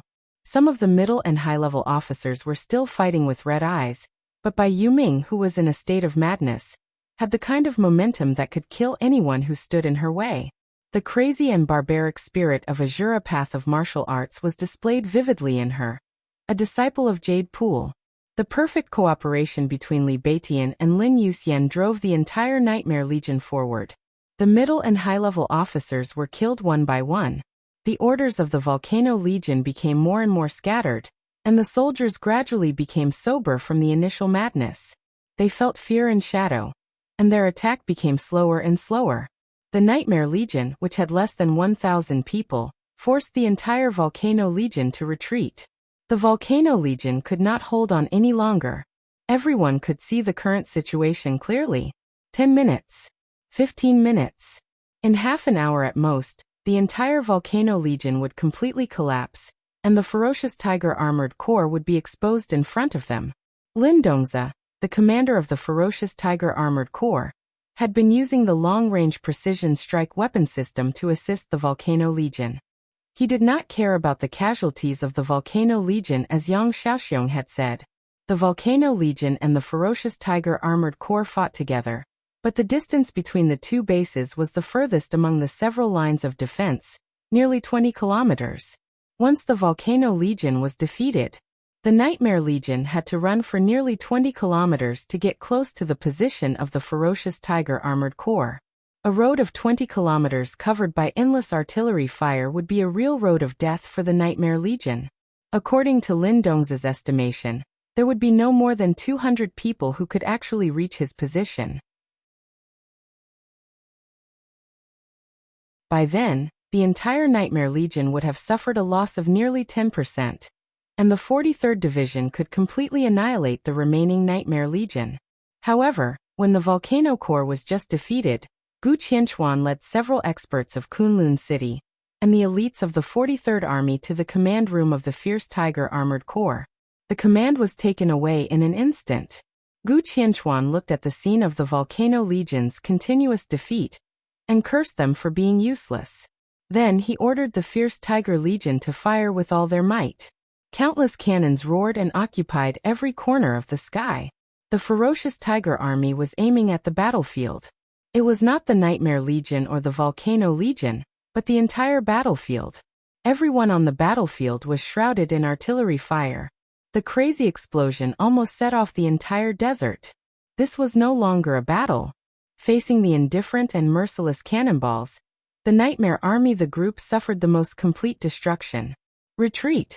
Seeing this scene in the crowd, Lin Yoxian's expression changed dramatically. He suddenly moved forward and pulled back by Yu Ming, who was crazily killing in the crowd. The dragon-shaped sword energy beside him roared in the face of the distant artillery fire. All the experts above the peak of the fire-flaming realm in Emperor Dong's palace attacked with all their might at the same time. Raging fire and thunderbolts broke out in the formation of the Nightmare Legion. They merged with each other and turned into a shield shining with thunder and fire at a speed visible to the naked eye. The shield flickered and shook. In the center of the crowd, Lin Yoxian's face was grim and cold. He shouted, "Full speed charge." The Nightmare Legion had already thought about what to do in the face of this moment. The only way was to charge at full speed.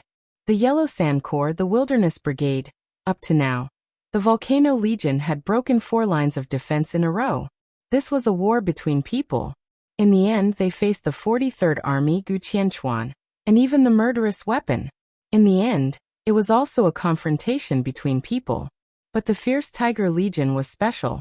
The super long blank distance was a confrontation between martial arts and modern heavy firepower.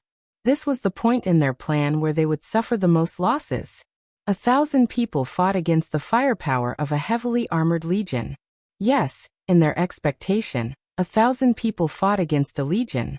But no one expected that the Volcano Legion would be so tricky. Their losses exceeded expectations. The situation they faced was also unexpected. The madness of the Beijiang military region seemed to be fully revealed. Before the Volcano Legion was completely defeated, the fierce Tiger Armored Legion had already opened fire.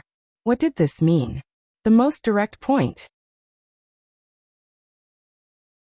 When a large number of soldiers of the Volcano Legion hesitated between advancing and retreating, they stood in front of the Nightmare Legion.